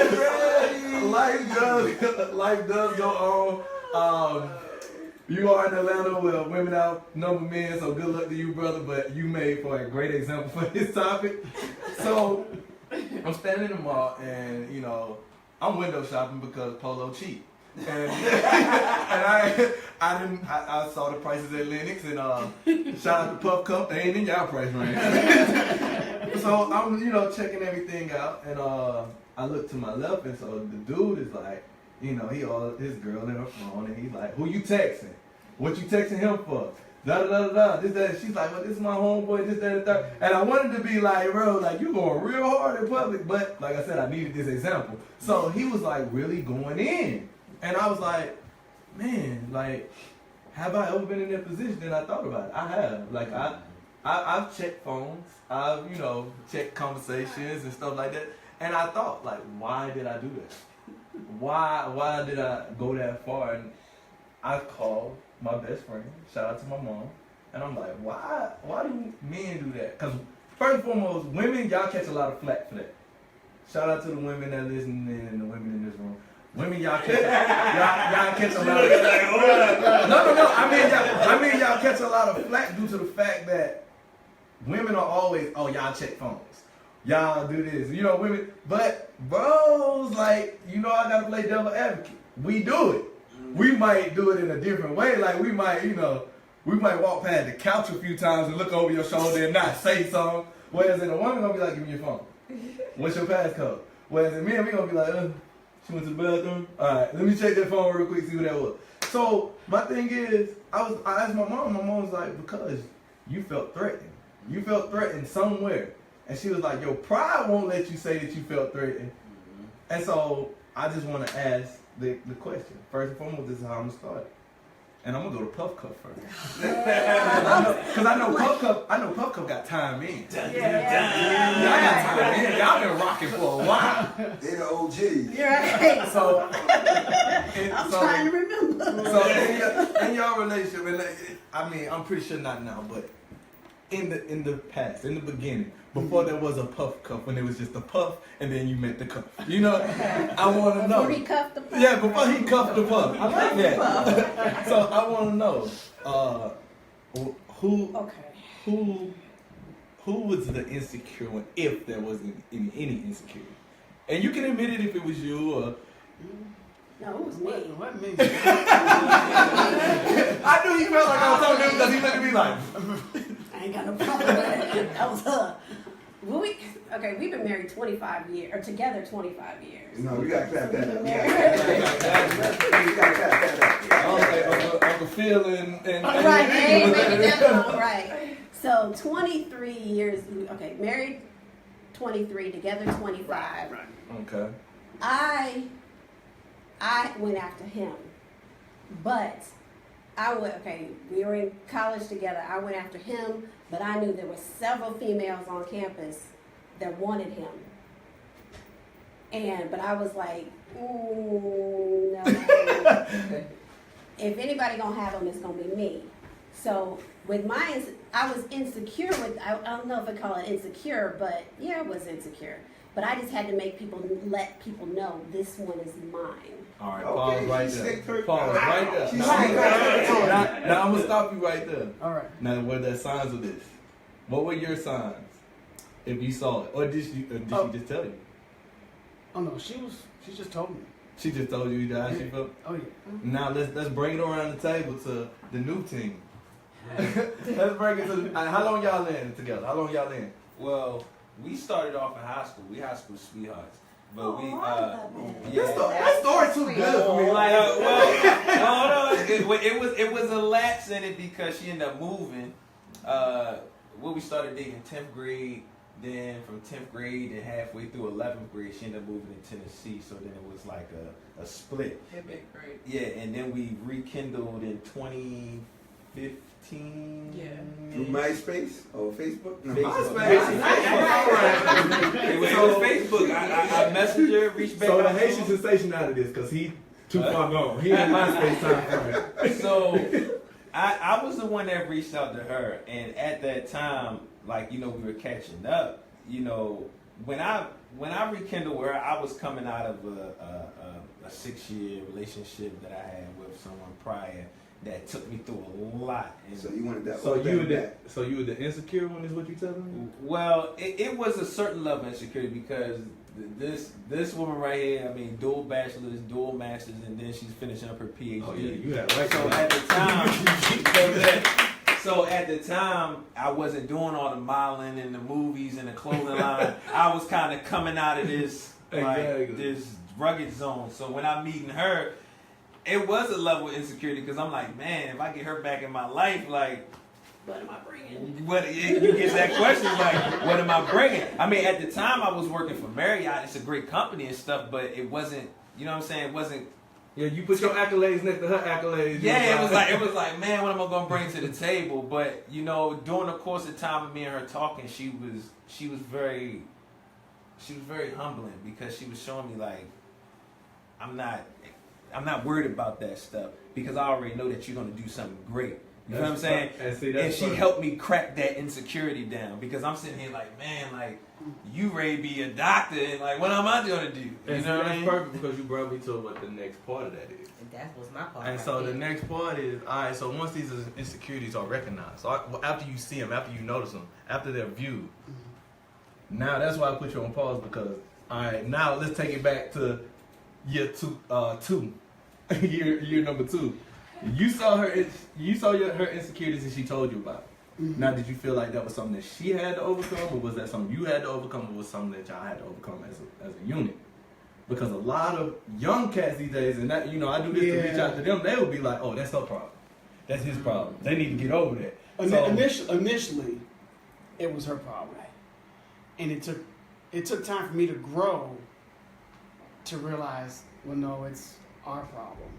Like, if I wanted her to be issue free, I mean, I got to put some skin in the game. Exactly. I gotta help her do that. So I'm gonna go to Mose over here. Hey, listen, Mose. man. We gonna go. You gonna skip me? You got people listening, you know. You gonna skip me? I'm not the wise one here. You gonna have to skip me. No, but I want to interject on Go this ahead, one single. because I haven't been single all my life. Okay, golly. Nah, I just like to give you one. No, but Oh, my. all my lives I've been. And that's what it is. It's a fight, though. It is a fight. Really? It is a fight because you know what? When I think of insecurities, you know, I wasn't thinking about so much of, you know, staking my claim in him. I was thinking about the insecurities in relationships where, okay, she brings the attention or he brings the attention, and for me, a man having to take a back seat or feeling comfortable taking a back seat or feeling comfortable enough to know that, okay, she's really smart, people like to hear her speak, you know, or people like to look at her, you know, or she has all these things going on and I'm not getting the attention and she's getting all the attention. That's what I was thinking about with the insecurities in relationship. And for men, it seems to be very, very challenging. As I told you guys before, like my brother has said a million times, I don't think the universe has made the man that can encompass all the different aspects of you that can handle you, because you're a threat to a lot of men because you're too much of something for one man to sit back and take a back seat to say, you know what, she's just more than I am. And see, it's funny because There's one there, but it's yeah, it's strong. They're But- right on. There's He somebody exists. there. You Well, just you may know- have not encountered him yet. You know, I would generalize this. I would say, you know, when James Brown said it was a man's world, he was lying. It was really a woman's world. Yeah. And, you know, I won't feel no way if my lady is doing more than me. Reason being is that she's already queen.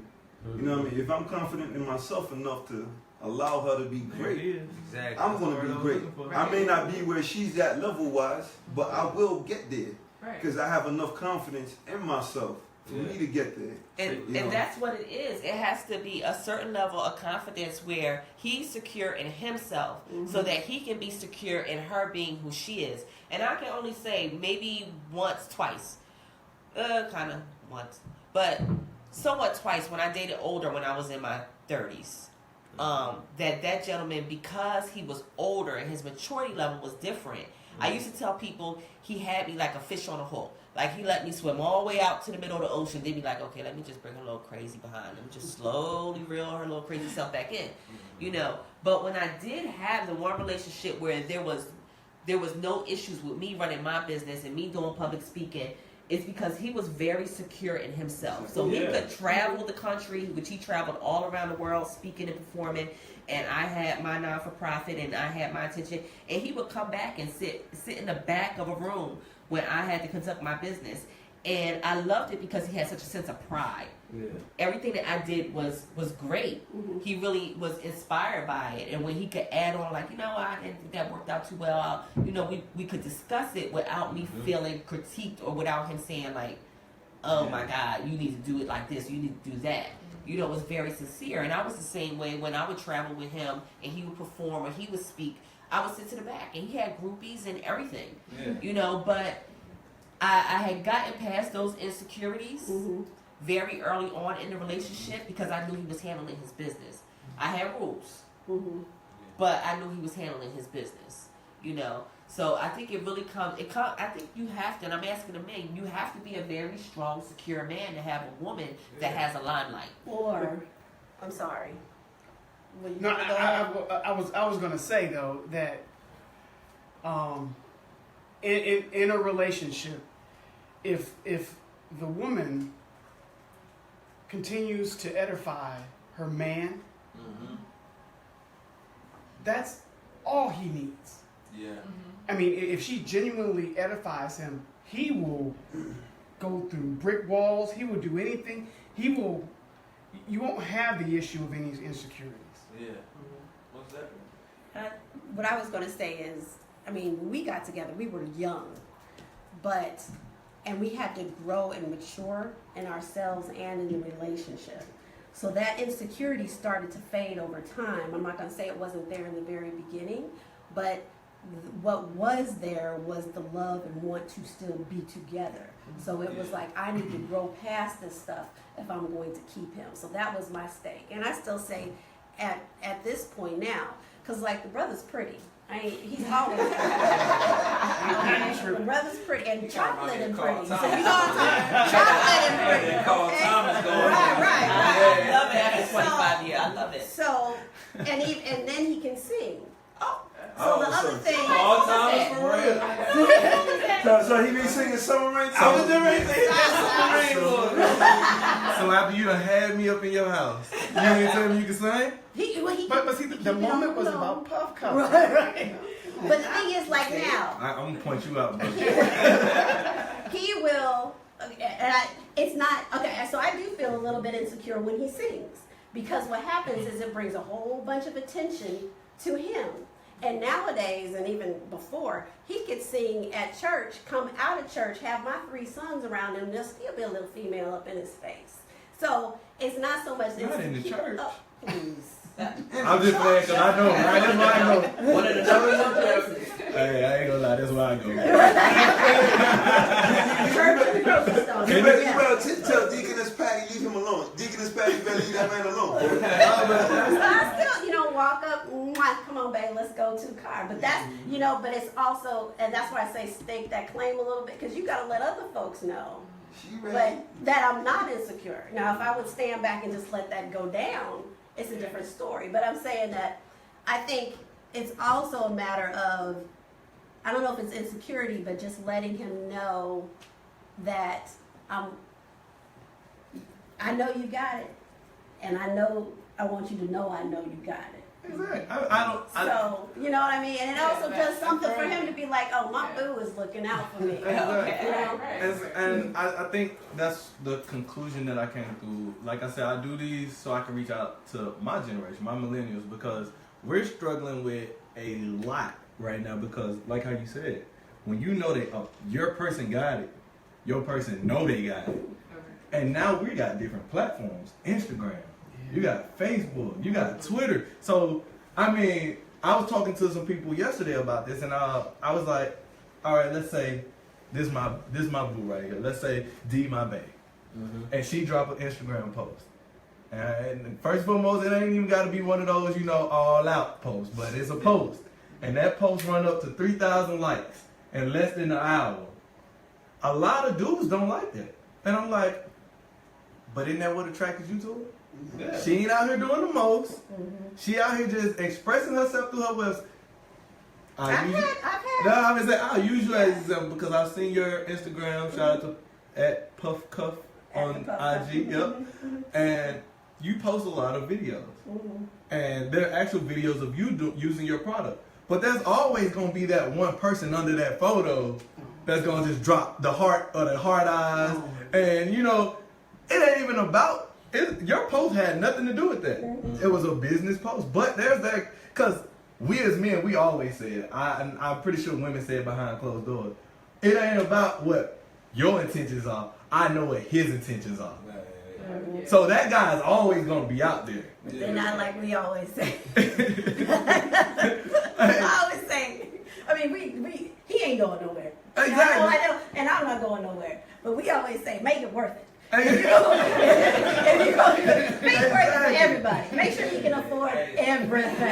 Heard It's a whole lot. Exactly. So, I mean, with that being said, you know, I want you guys, especially, you know, you got 25 years in, y'all got a baby, you know, y'all starting, you know, y'all kicking things off after being apart for so long. Moses, you've been doing this for I don't know how long, and we know you came from the streets, and you done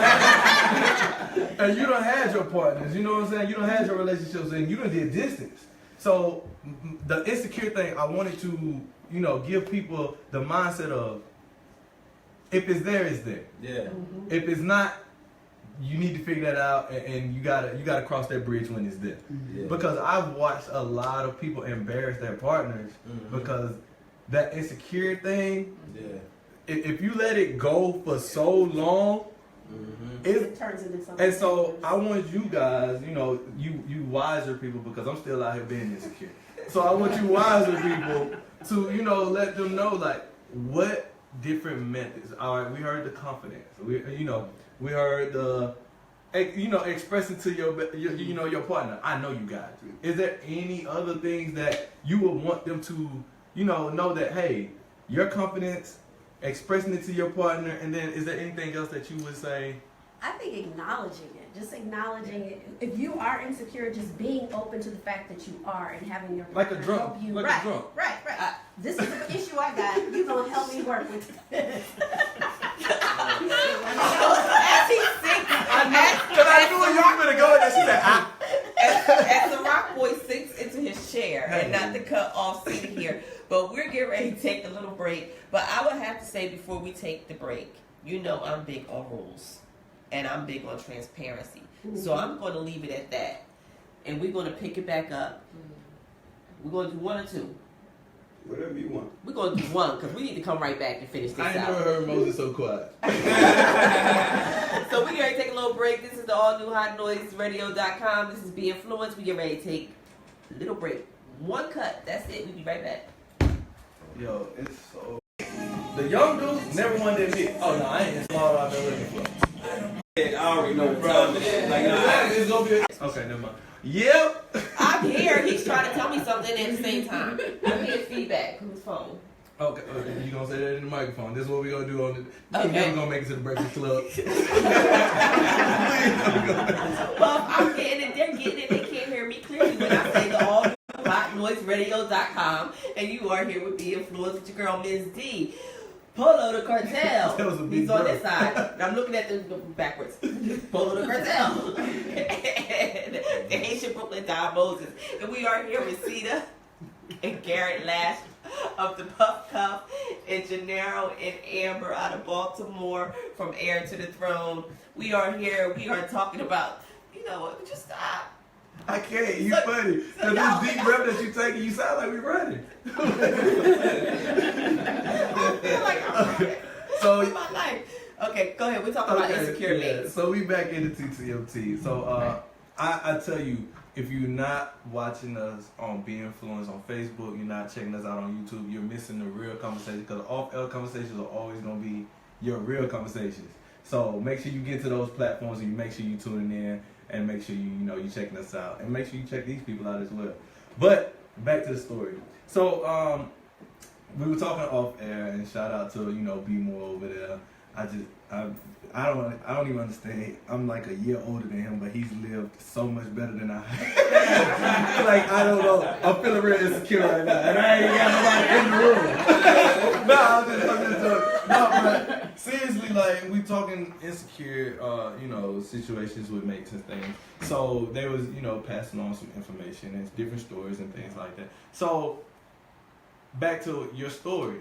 Your story that you gave off, it resonated with me because that is a situation that we see all the time. And for those who didn't hear the story, he was saying how they were in a place, they were separate while they was in this place. And of course, a man being a man, he approaches a nice looking female. And so he's sitting on the other side of the room watching this situation. And I'm pretty sure you two had that situation. And so... and I know, me being a single man, when I do have a female partner, I send her in the club before me, so everybody can try to talk to her, and then I come in later and I make my grand entrance like Martin did when he was like, when he was at Pimp, you know what I'm saying? So I can relate to this story, so I felt real good about it. But no, so I think what you, the thing that resonated with me with that story was you said y'all made eye contact. And when y'all made eye contact, no words was exchanged. She gave you a look, and you were just like, okay, I can sit back. Yeah. She gonna handle this one. And then when he said that, all I heard over here from the choir was, Yeah. Yep, I know. So, Well, for me, I was gonna say that I was scared for the man. You trying to save his life. Yeah, you have no idea what could possibly be in store for you. So, you know, I'm just trying to let him know, like, oh, no, thank you. You know, have a good day. You know, trying to push him off a little bit, but he just was not. He was resistant, and I was just like. you gonna get kicked. But then he made it worse though, because after he did that, then he was like, oh, this you, oh, dap my man, tried to dap me. I'm like, come on, man, just go. Like he was just doing too much, you know what I'm saying? But the one thing I can say about my lady is that she has brought a lot of security to me, is because like she plays her position so well. Like she puts me in a zone where I really don't have to worry about anything. Exactly. You know what I'm saying? And that's I what I don't was worry about getting anything. at, because you guys had that moment and y'all agreed that y'all have that moment too. Y'all know how to do that. And so I mean, I want to say this, and I hope y'all can agree with it. A lot of insecurities can be overcome in these relationships due to communication. Yes, that's what I was thinking. That's what I was I'm getting telling you, when I get me a girlfriend, I'm winning. No, but only if I like her. but I gotta like her I first. feel like, because when you said y'all had that moment, like that come from experience and communication at home. And then I'm gonna be honest with you, man. Like she's the type. She loves to talk things out. And I'm gonna be honest with you. Coming from Annapolis and Baltimore, Maryland, you're talking about an area where we have almost 330 something murders a year. Where you talk about the communication between people, and then you have the. Because like I said, Annapolis was a place where they used to bring slaves in on the port. So then you have the miscommunication, the stereotype. So when you're a young black man growing up in an area where you're in Baltimore and we getting taken out, and then you're in Annapolis and we getting stereotyped and hated on, it's like, who do you talk to? Who can you vent to? And she makes it very comfortable for me to, because as men, we're always taught to suck it up, hold it in. You don't have to, but sometimes we need to break down and be like, look, babe, this is how I'm feeling. This is what it is. So she breaks that down. But being able to accept your vulnerability. Exactly. And her being able to help you through that and nurture and that just makes the relationship even, stronger, and that's wonderful. See I that, love that. and that's what I really wanted to. Cause like y'all gave some great keys, and then like as I'm listening, all I keep hearing is, oh well, I talk to my girl, I talk to my husband, I talk to my wife, I talk, and I'm like, yo, like for those out there listening, and you feel like you battling, you see your girl get all those likes, you see that lady at church walk up to your husband, when y'all make that eye contact, you got it. Oh, you need me? I'm on the way. Like y'all have your own signals, and I feel like that is by far one of the things that is missing in a youthful mindset. Oh, they don't talk. They don't talk. Yeah. Like I rather sit there. A lot of people find out, oh, I don't like that because you make a post on Instagram and they're like, who you talking about? Yeah. Or, That's that internet bravery. Yeah. Exactly. Yeah, I think that, in this time that we're living in, we're in such a technology phase. And millennials specifically don't spend much time talking with one another. They're more so texting. But you miss a lot of communication cues in texting. That is absolutely true. Which creates barriers for people to form and maintain relationships over time. So, and that is a variety from work, personal, building monogamous relationships. All of that can be put together and have more of a solid foundation if you can talk to people. That is awesome that you pointed that out, because I feel that too, because I'm not a texter. I tell people real quick, I really don't even like talking on the phone. You want to talk to me, You better FaceTime me so I can see your face. She don't hate texting, but she FaceTime me because my thing is I'm an expression person. Yeah. My thing is I might say one thing like I hate those people that sit there and be like, oh LMAO, and then I'm like sitting next to you and I'm like, but you got a straight face. Like that's not. No, but see, that's why they made emojis now. Because emojis are supposed to just show that. Yeah, but even then, like people send those emojis, and I'm like, but that's not how you. And then I'm gonna take it. You know, on the other end, wherever I am, I'm reading it, and I'm like, oh, that's a good one. I'm writing that down for later. That was a good joke, and then I say it in your face, and you know, you're like, I'm like, but when I told you over the text, you was rolling. Like, you sent me 7 laugh emojis. Like, I knew this was a hit. Like, I knew this was a good one. Yeah. So I definitely dig that. I'm gonna have to put that one in my book. Like the communication through, texting and all that is it is taking over. Yeah, I mean, people are really becoming robots, and so they're losing a sense. They're like losing a sense of humanity, and and we're coming like, we see all these things on social media and everything. We're coming desensitized to everything.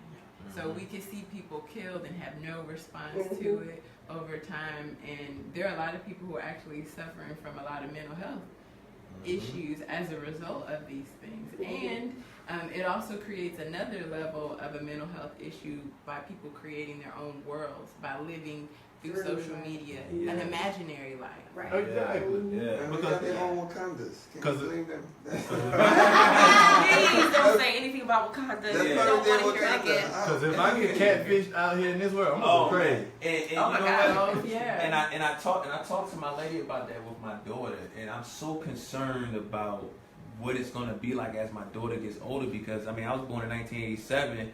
And back in the day, you used to call your girl house, and the father used to pick up. And, you used to have to talk to the father, go to the house, meet the father. You know what I'm saying? Go pick him up, be nice and courteous. But now you don't gotta meet nobody parents. Y'all could have been talking this and this. Next thing you know, oh, I'm going out to the mall. She going to meet so and so, and you don't even know who they are. And you feel what I'm saying? So it's like a little Pojo coming in the house, talking about I'm here to get your daughter. What's up? Yeah, I'm like, so.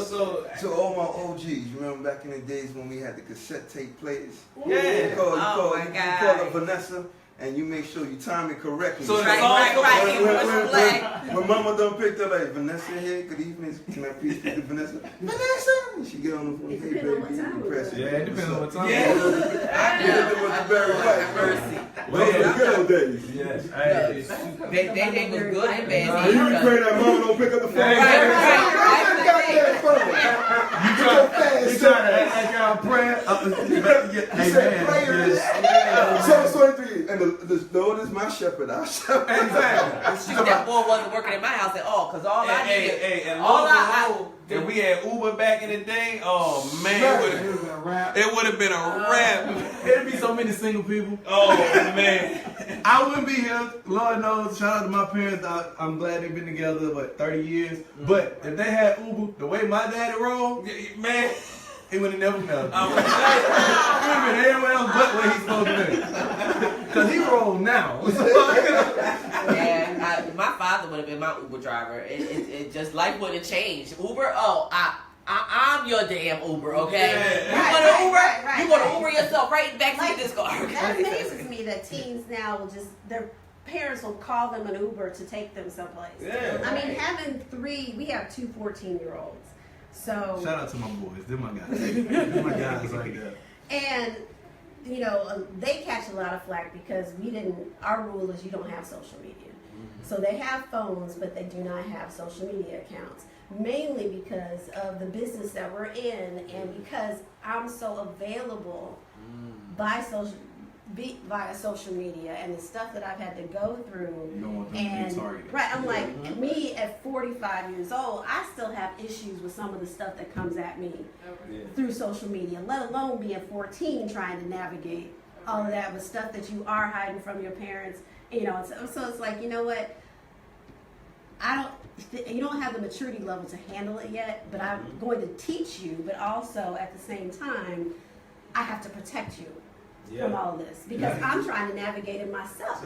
Yeah, that's real because I mean, you think about you said what you used to hide from your parents. Then, like, I think about all the letters from school I used to come and have to throw in my little box. And, you know, my mom, I didn't want them to read the letter that the little nasty girl was sending me. You know, now they in your DMs. You know, right. Now the nasty girl is recording it and sending it What right. they call sexting? They call it sexting. hey, man, like. Well, I ain't gonna put myself in trouble. Y'all had that conversation. Never mind. Oh yeah, because Keep that thought to myself. he said. Keep that thought to But myself. you know I'm what? I a have to promoter. say, I give big ups to my peer cousins. I grew up in a family of primarily males in my generation, and I adore my male cousins. Now, if I could find a man like my cousins, then it would be great.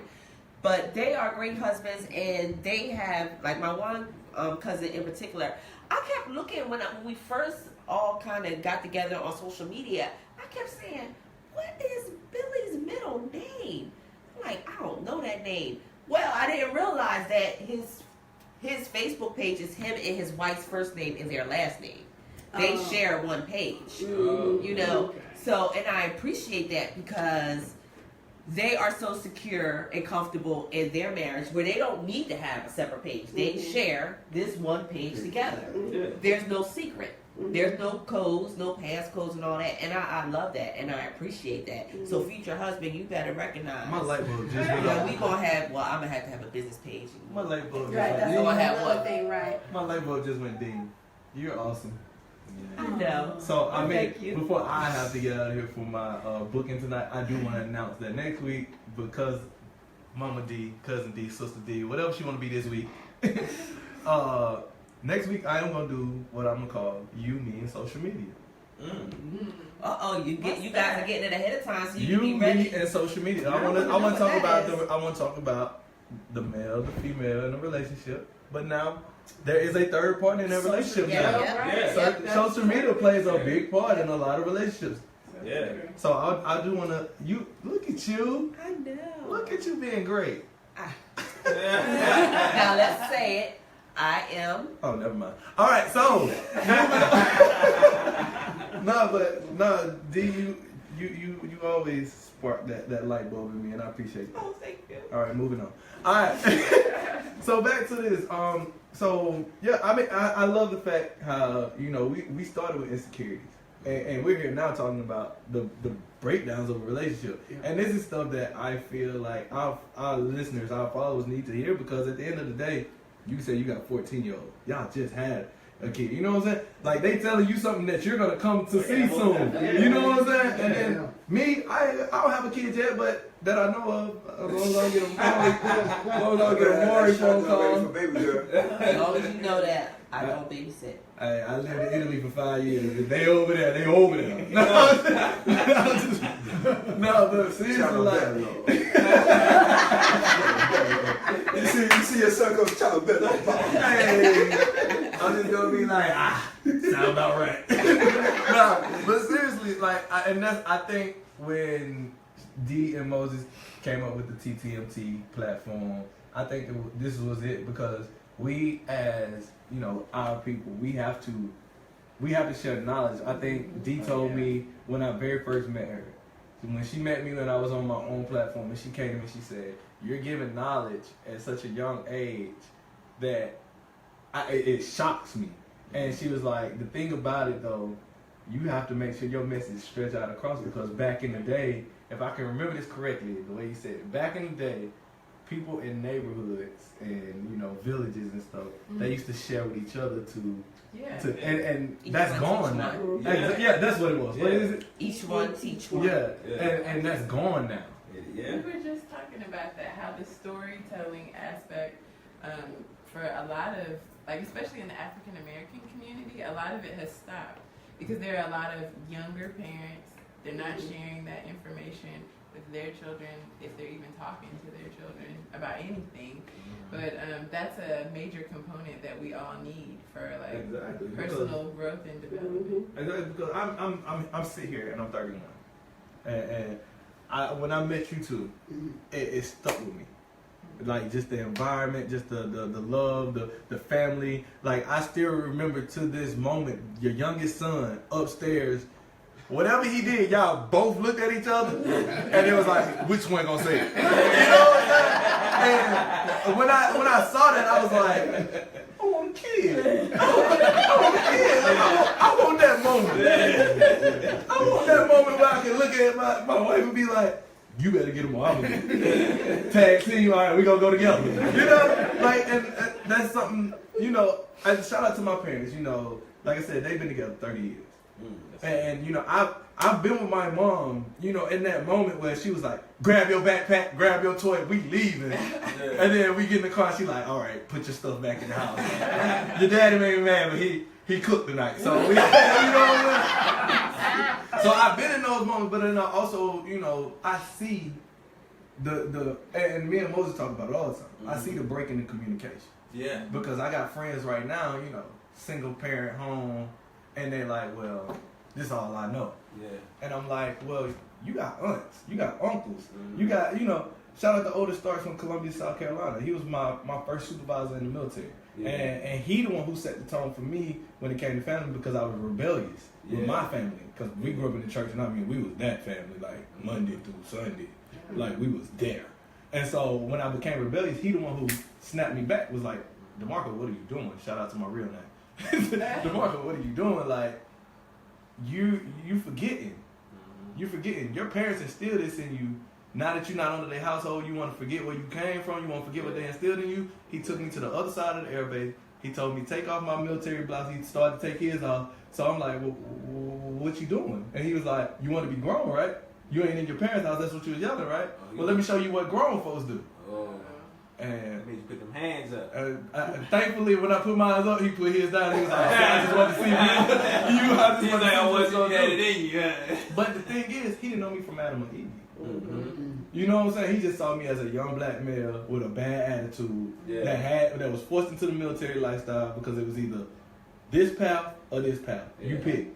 And so he, you know, he did it. And I was like, when Dee picked me up out of the last platform, she said, you got something. She said, you got something. Most definitely. And they're not telling you what to do with it here.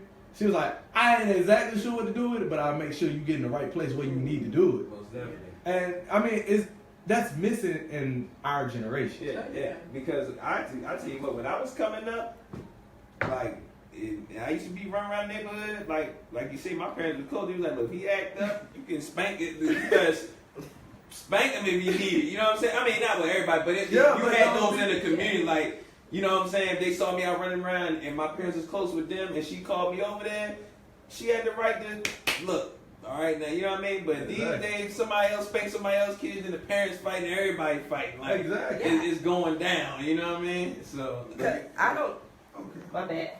No, to contribute to that, like, coming from where I came from from Brooklyn, I kind of blame, like, looking at these kids nowadays, I kind of blame my generation.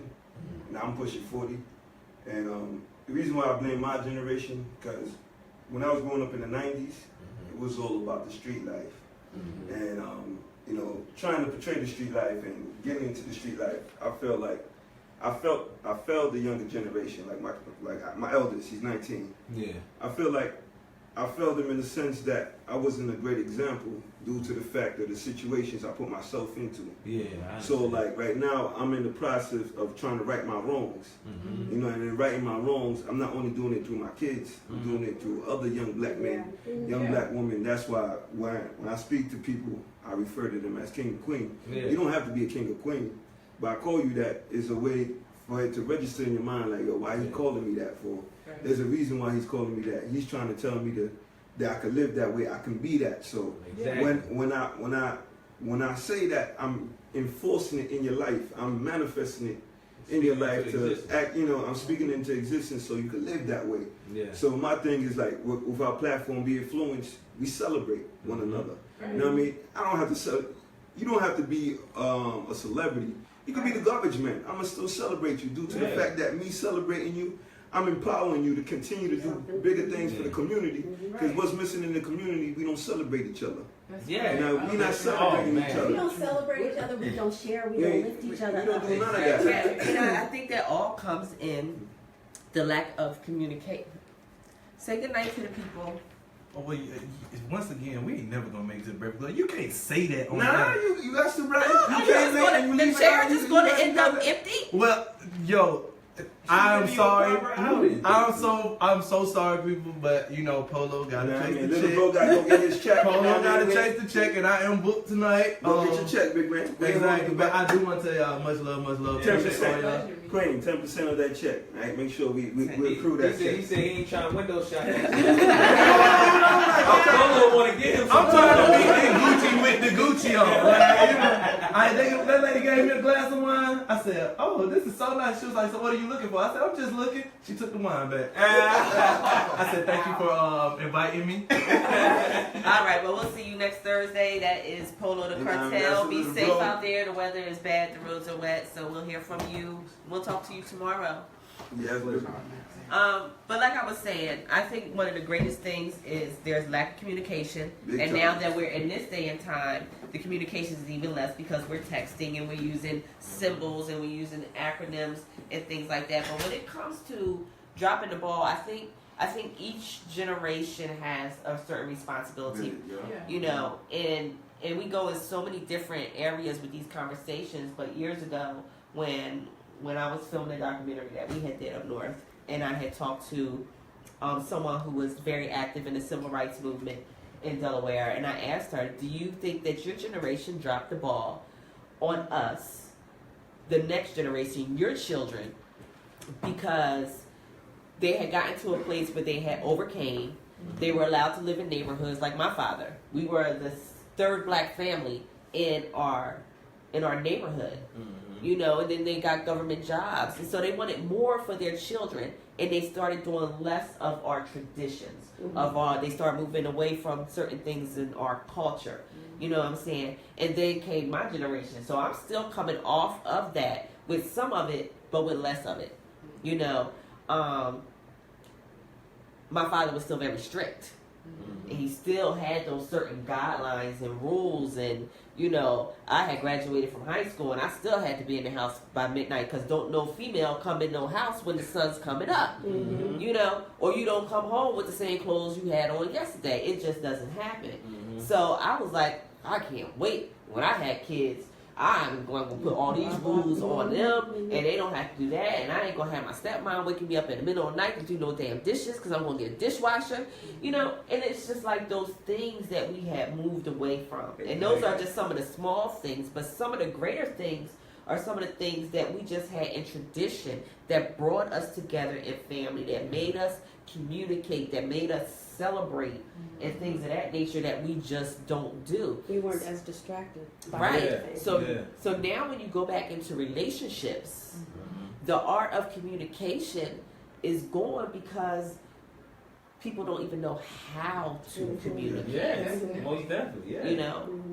I mean, I feel like to a certain degree, the fact that we don't share certain information with each other as people of color, it's systematically designed to be that way. I'm not going to go completely deep in on that, but it is by design that we do not share certain information with each other. As we elevate, it's kind of like, you know, it's us over here and it's them over there, when really it should be as you're excelling and growing up, you reach back behind you and bring whoever is connected to you or helped contribute to your development, you bring them with you. You got to drop that ladder down. You have to drop that ladder down. Yeah, If you going up top, you got to drop that ladder down, because when you make it to the top, you're going to be by yourself. Exactly. Right. When you walk in that journey, how you going to manage that journey if you ain't got your peoples with you? So drop that ladder down. Yeah. Exactly. Absolutely. That's what kind of the premise of what the eye to eye, what I was telling you about earlier. Oh, I'm sorry. Mike is over here. Sorry. No, that's him. No, That's his headphone. yeah, my headphones. I was trying to. Now you can talk. Okay. Since we've been in business since 2013, it has been hard as heck to find mentors, especially mentors that look like us. And the thing is when you do find some, they want a piece, or you got to pay them in order to give you little bits of information. And it's like, you know what, that's totally ridiculous, because there is enough money out here for every one of us. And my thing is, it is not, God did not give us what he has given us for us to keep it to ourselves. Exactly. We are there. We are supposed to be out here to take care and lead and drive it and hold out a hand for somebody else. So it was interesting because I was introduced to Joshua Esnard, who is the inventor of the Cut Buddy. He was on Shark Tank right around Christmas time or whatever. And it just so happened that we were introduced and I got to meet him. His parents live in Decatur, so we actually went out to see him. And we both were sharing about the woes of being brown people in the personal care industry, and that we know we are not the first ones to pave this road, but to actually get the advice of the ones that have paved the road ahead of us is like slim to none. So we decided to take it upon ourselves to, you know what we are, whatever we have, we are willing to offer it to those who want it. So we came up with the From Idea to Invention think tank that we're having. And that is for anybody who has a small business or an idea that they want to take to the next level, but just don't have those people to ask those questions to, that have been in the trenches and been through the peaks and valleys and who to look out for and who to, what, like financing to stay away from, financing to pursue. How can you write your business plan and get it done for free? So that's the event that we're having on April 6th that I wanted to mention too, is just being out there, just to be able to. It's April 6th at Zion Baptist Church in the basement of the church fellowship hall.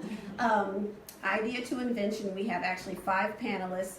3 of them are inventors, myself, Joshua Esnard of the Cut Buddy, and Candace Mitchell of Mayavana. She's actually in beauty tech.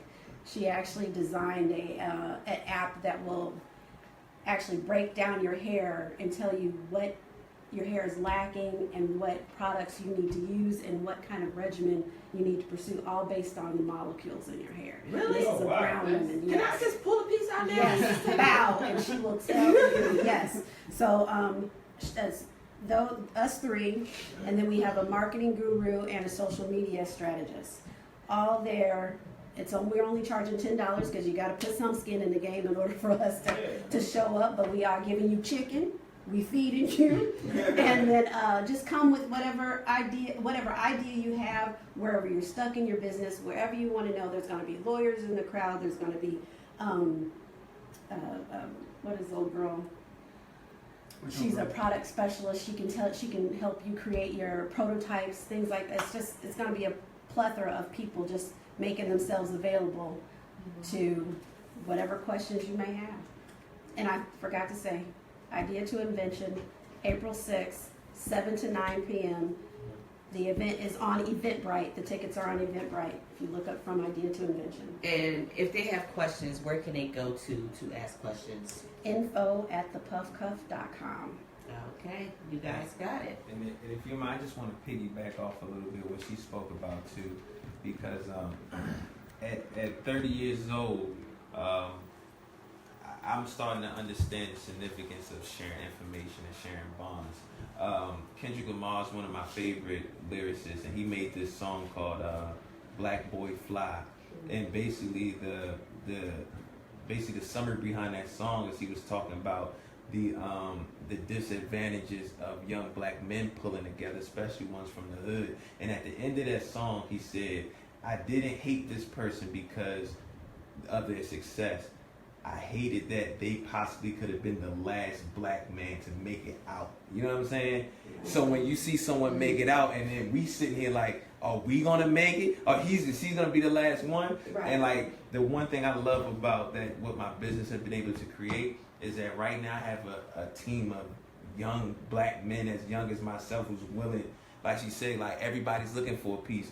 These guys who with me, and let me shout out Chris Green, Xavier Dawson, and Greg Menor. They have came and believed my vision. They put money up. They put their resources up. My homeboy Chris, he helped me get my business loan.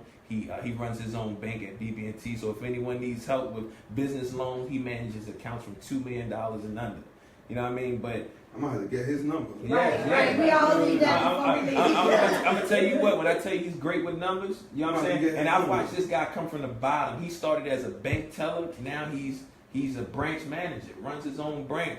You know what I mean? And it's like God's been showing me Like, the reason why we are here is to communicate and to connect. This is how you build the kingdom. This is how you build everything. This is the lifeline.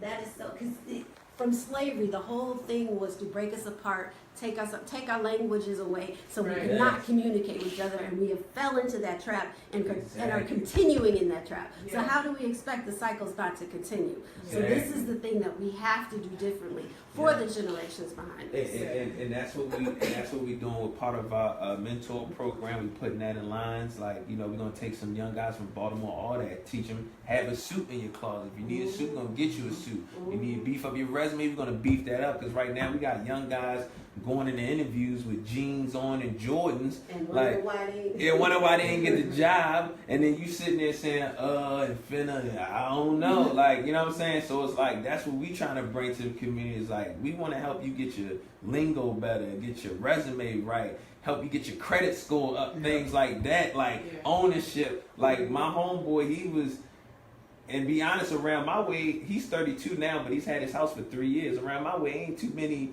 28-year-olds that's buying their own house and holding it on their own. Right. You know what I'm saying? So it's like, like, God's been showing me, as she's saying, coming together and connecting the dots. So important. So all of this going to be under Heir to the Throne? All of it's going to be under Heir to the Throne. I love it. I absolutely love it. And just not getting their credit score up, but understanding credit. Yeah. Because I destroyed mine. I mean, it is, when they decided on this credit thing and credit scores, I mean, I destroyed mine at an early age. And then having a family after that, and then being a divorced and single mother, and life just happening. Yeah. Once you go to a certain level, it's hard to come up out of that. Because when I was 18 and they started sending me credit cards, I was in Philly on Locust and Spruce all the time. I mean, I don't know how many fur coats I had. I stayed in all the Fendi shades. Every year a pair of Fendi shades came out. I had all the Fendi shades. I had all the Fendi bags. I shopped all the time. That's all I did. I shopped all the time. Yeah. And that was my life. That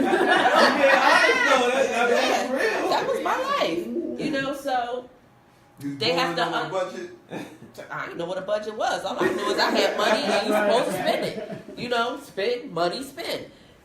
But they have to understand how to respect money, how to manage money. And I mean that cycle lasts me for a long, long time, because I mean I've been in some really good relationships, and I had, one of my exes that was doing very well financially, and I didn't have to pay for anything. Yeah. I went to work. The first of the month came, I said, well, I went shopping, and he had the checkbook in his hand. I keep telling you about going shopping. You need to start learning how to save some of this money, because this money ain't going to be here forever. I was like, thank you. Okay. Yeah, and it was time to go shopping again. You know what I'm saying? And speaking on that secure part, my lady is very good with that. Let me tell you something, like, if I give her money, like, she'd be like, yo, babe, I went to Bargain Hunt. I didn't got, like, if I give her $100, she'll go to Bargain Hunt, get our daughter 6 outfits, 100 diapers, all that for $25, and say I brought back 75. You know what I'm saying? You see, black women, whatever you give her, she gonna give you 100 times what you gave her. Oh yeah, you best believe that. That's real. Yeah. Every day is Black Women's Day, like I say on all my social media platforms. Yeah. So I'm all about my sisters. Every single day is Black Women's Day, because I come from a black woman. I was raised by a black woman. I was loved by a black woman. Whenever I'm in trouble, black woman got my back. So most definitely. Remember that. Right. Yeah. I'm telling you, I thought it was an addiction for me. Now, mind you, well, certain things when I want, I'm going to buy. But when it comes to, like, for me, Bath and Body, when I used to wear Bath and Body.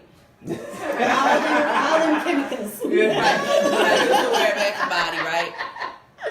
Okay, so they had the semi-annual sale. Oh, baby. Okay, so I couldn't just go buy a few things.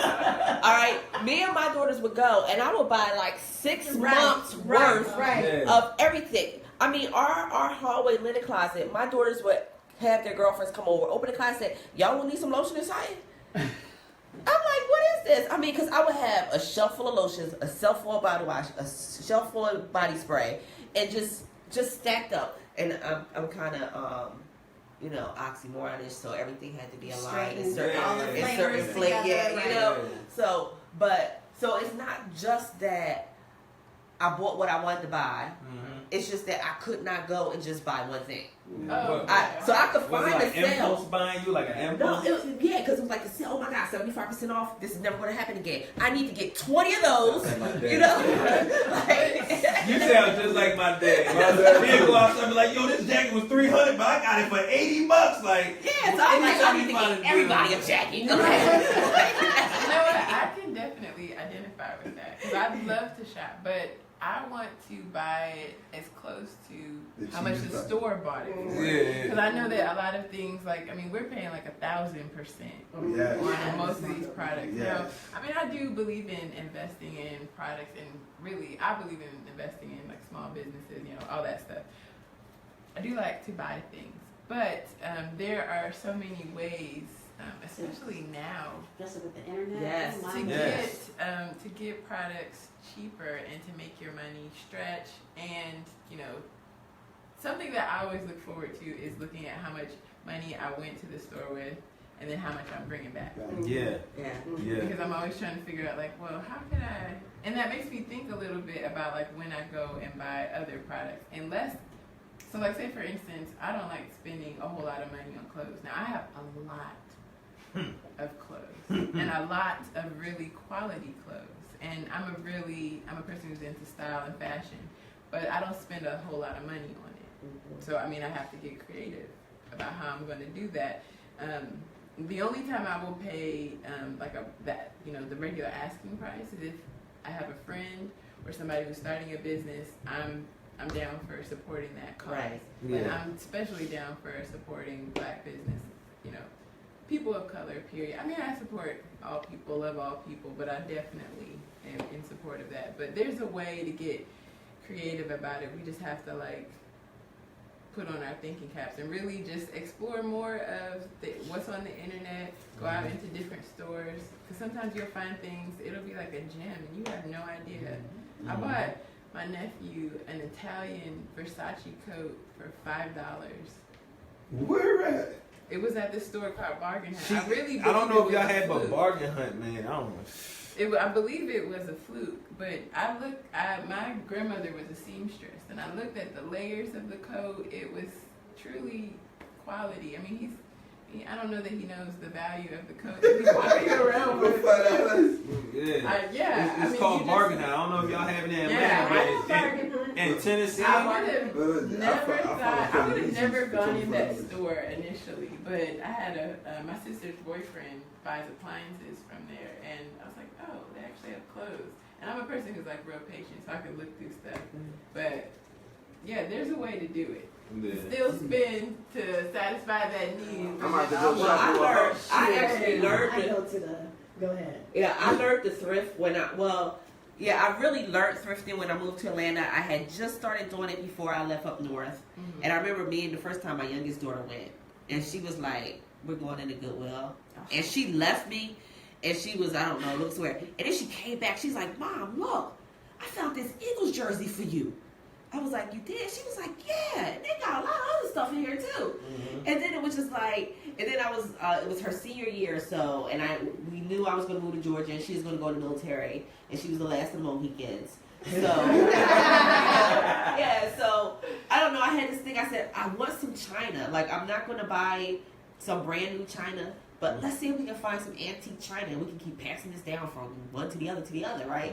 So then she started getting really excited. Next thing I know, her best friend in high school was getting her best friend's grandma, because on Tuesdays they had the senior discount. And so they were getting grandma on Tuesdays to take them to the Goodwill so they could go and get bags of clothes. The Goodwill, because me and my sister, Goodwill, we've been Goodwilling since we were little. My mother used to take us off. But you gotta know which Goodwill. All Goodwills aren't created equal, right? There's one there's two on Buckhead. One's on Piedmont, and I guess if you keep on straight, it's another one. But the way that those work is anything, folks that got too much money, they take stuff to the cleaners and forget it's there, and it always ends up at the Goodwill. So right. Someone was telling me. I never knew about that part. So Go to the Buckhead one. I found me something. Yes. And you gotta go an hour before close because that's when they pull out all the designer stuff. Oh, we're gonna have to do this one Yes. together. Yes. No, you know which one I was. ordered something. You know which one I was going to because I worked in Johns Creek. It's the one in Alpharetta. Yep. Yeah, I was going there because now one thing I said to myself, I'm never going to do shoes in here because people feet sweat and I'm like oxymoron-ish, right? But I was led, you know, I can't just leave the store. I'm like, well, let me go over here and look and see what they got. And there were shoes that bottoms of soles looked like they had Brand never new. touched Right, the ground. floor. So of course I had to get them. Right. I mean, but yeah, that's a good one too. I like that one as well. The one that by 85 that collapsed, there's one right there. I see That's it the- you was- 185, but That one is the one to go to too. Oh. That one, the one with the shoe. You got what size shoe you wear? I'm a 7.5, 8. Girl, anything other than a 9 and under, plethora. We got a plan. To plan See, it I out. don't know designer names, but what I do is you know a designer shoe when you see it. I'll be right there on eBay and Google it and see what the price is. Be like, oh yeah, that was mine.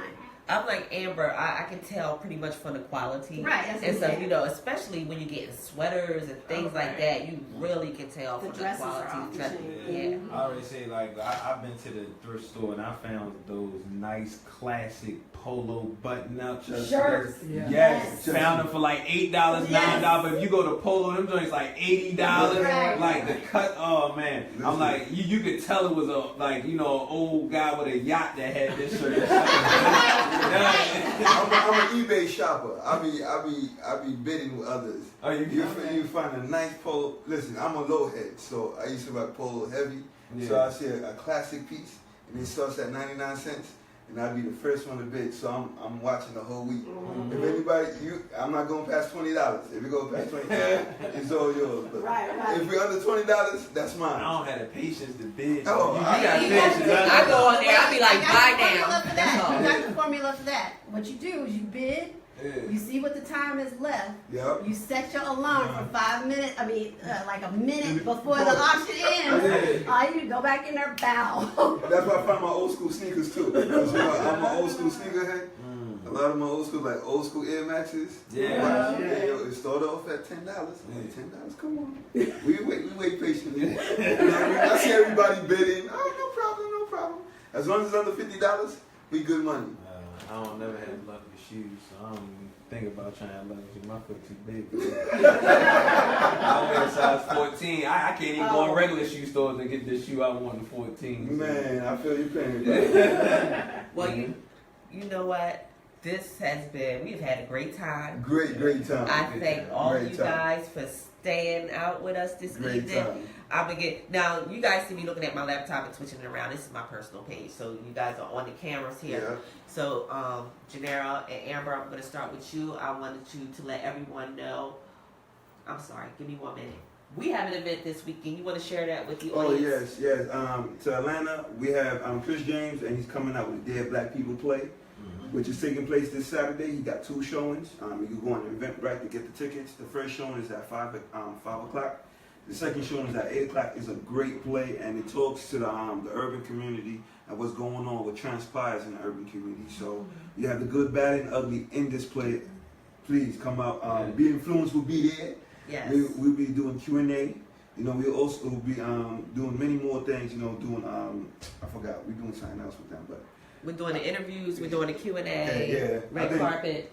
I think for the first show we're gonna do the announcements for the show. So we're doing big things, we're making moves. Yeah. Slowly but surely. And if I would love for y'all to come to it. I think it's a great play. Because they had a great poem which says Free my nigga. Yeah, free my nigga. And if you want to check it out, You hear that all the time in Baltimore. Right. It's not that free. You hear that all the time. It's not that free my nigga. Yeah, no, but you It's see, not that. this poem is so in depth, despite the fact that they keep repeating "free my nigga." It touches you to the core, because that's all we say when we have someone who goes on to incarceration. So it's a dope piece, The actual point of it is freeing my nigga. Right, And right, being right. free of The system. being a nigga. Okay. So I send you all, send everybody back. You go back, you check out some of our posts from our show last week. Was it last week they was No, it was 2 weeks ago. 2 weeks ago.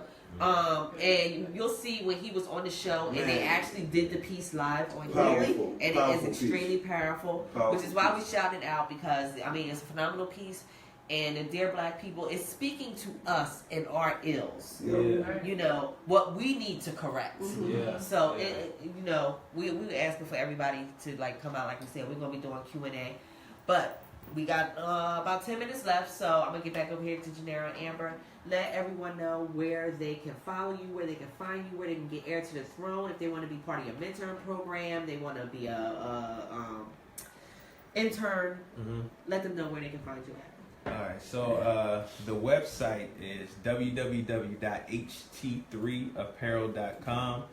You can go to the contact page. You can put your name in, your email address, and give us a message. That's one where you can reach us. We have our Instagram page. Follow us at ht3_apparel.com. And then we also have our Facebook page. But the main way to reach us is on our website, because you can subscribe there, and we put you in a group. So we always looking for people who's willing to build. I mean, because if you ain't here to build, you're here to destroy. So That is true. you got to pick which one you want to do. All right. And Ceata and Garrett, let everyone know where they can find you and where they can get information or get tickets for the events. Okay, we've got our first event, which is Ditch the Band, which is April 7th at the Gathering Spot. You can find the information at our website, www.thepuffcuff.com, and in the top nav, you'll see the highlighted yellow word, Ditch the Band. And then we have our Idea to Invention, the think tank for inventors and small businesses, on April 6th in Marietta at Zion Baptist Church from 7 to 9 p.m. Both events are listed on Eventbrite. Okay, people, you heard it right here. You know we're going to be reposting this information before the event date is order for us. But lately, I've been forgetting. And Moses, I'll be like, when we doing this? When we doing that? But we got a lot on our plate. Trust and believe we do. And but again, you are listening to the all-new HotNoiseRadio.com. And this is BInfluenced. This is your girl. Say your name. Moses. The Haitian Brooklyn Don. I wanted him to say it, but he wasn't going to say it. No, I wasn't going to say it. That's too long. The Haitian Brooklyn Don Moses and Polo the Cartel. He's out. He has to host an event. You know, so hey, y'all know he hosts events. Yeah, he hosts those parties. He get those parties going and popping the same way he gets it popping in here. You know, Moses got his books going on. He does some speaking. I do some empowerment. I do some speaking. So, you know, hit your girl up, hit your boys up, hit my brothers up. And Yeah, got books for sale. You know, I'm your favorite author. yeah. You know, I'm a book trapper now. I don't sell the other thing like I used to. I have transformed my life to be a better man. So, you know, I only write books for kids and women, but I direct it to my urban people, to my skin folk. And we need that. But you know To what? my skin folk. I always got some gems. Somebody told me this a long time ago. They said, you know what? You got a real hustler spirit. Even your kids got hustler spirit. But it's all about what you hustling and how you hustle. Most definitely. So it ain't nothing wrong with having a hustler spirit. It's just how you doing it and what you hustling for. So again, this is the all new HotNoiseRadio.com, and this is your girl Ms. D with BInfluenced, and we are out for the evening. We're gonna take you out with a tune or two. My voice is getting ready to leave me. Y'all know I told y'all I'm all snotty up in here, so I'm done for the night. You know, we're gonna play Janero's latest track, Majestic. Good night, peace and light.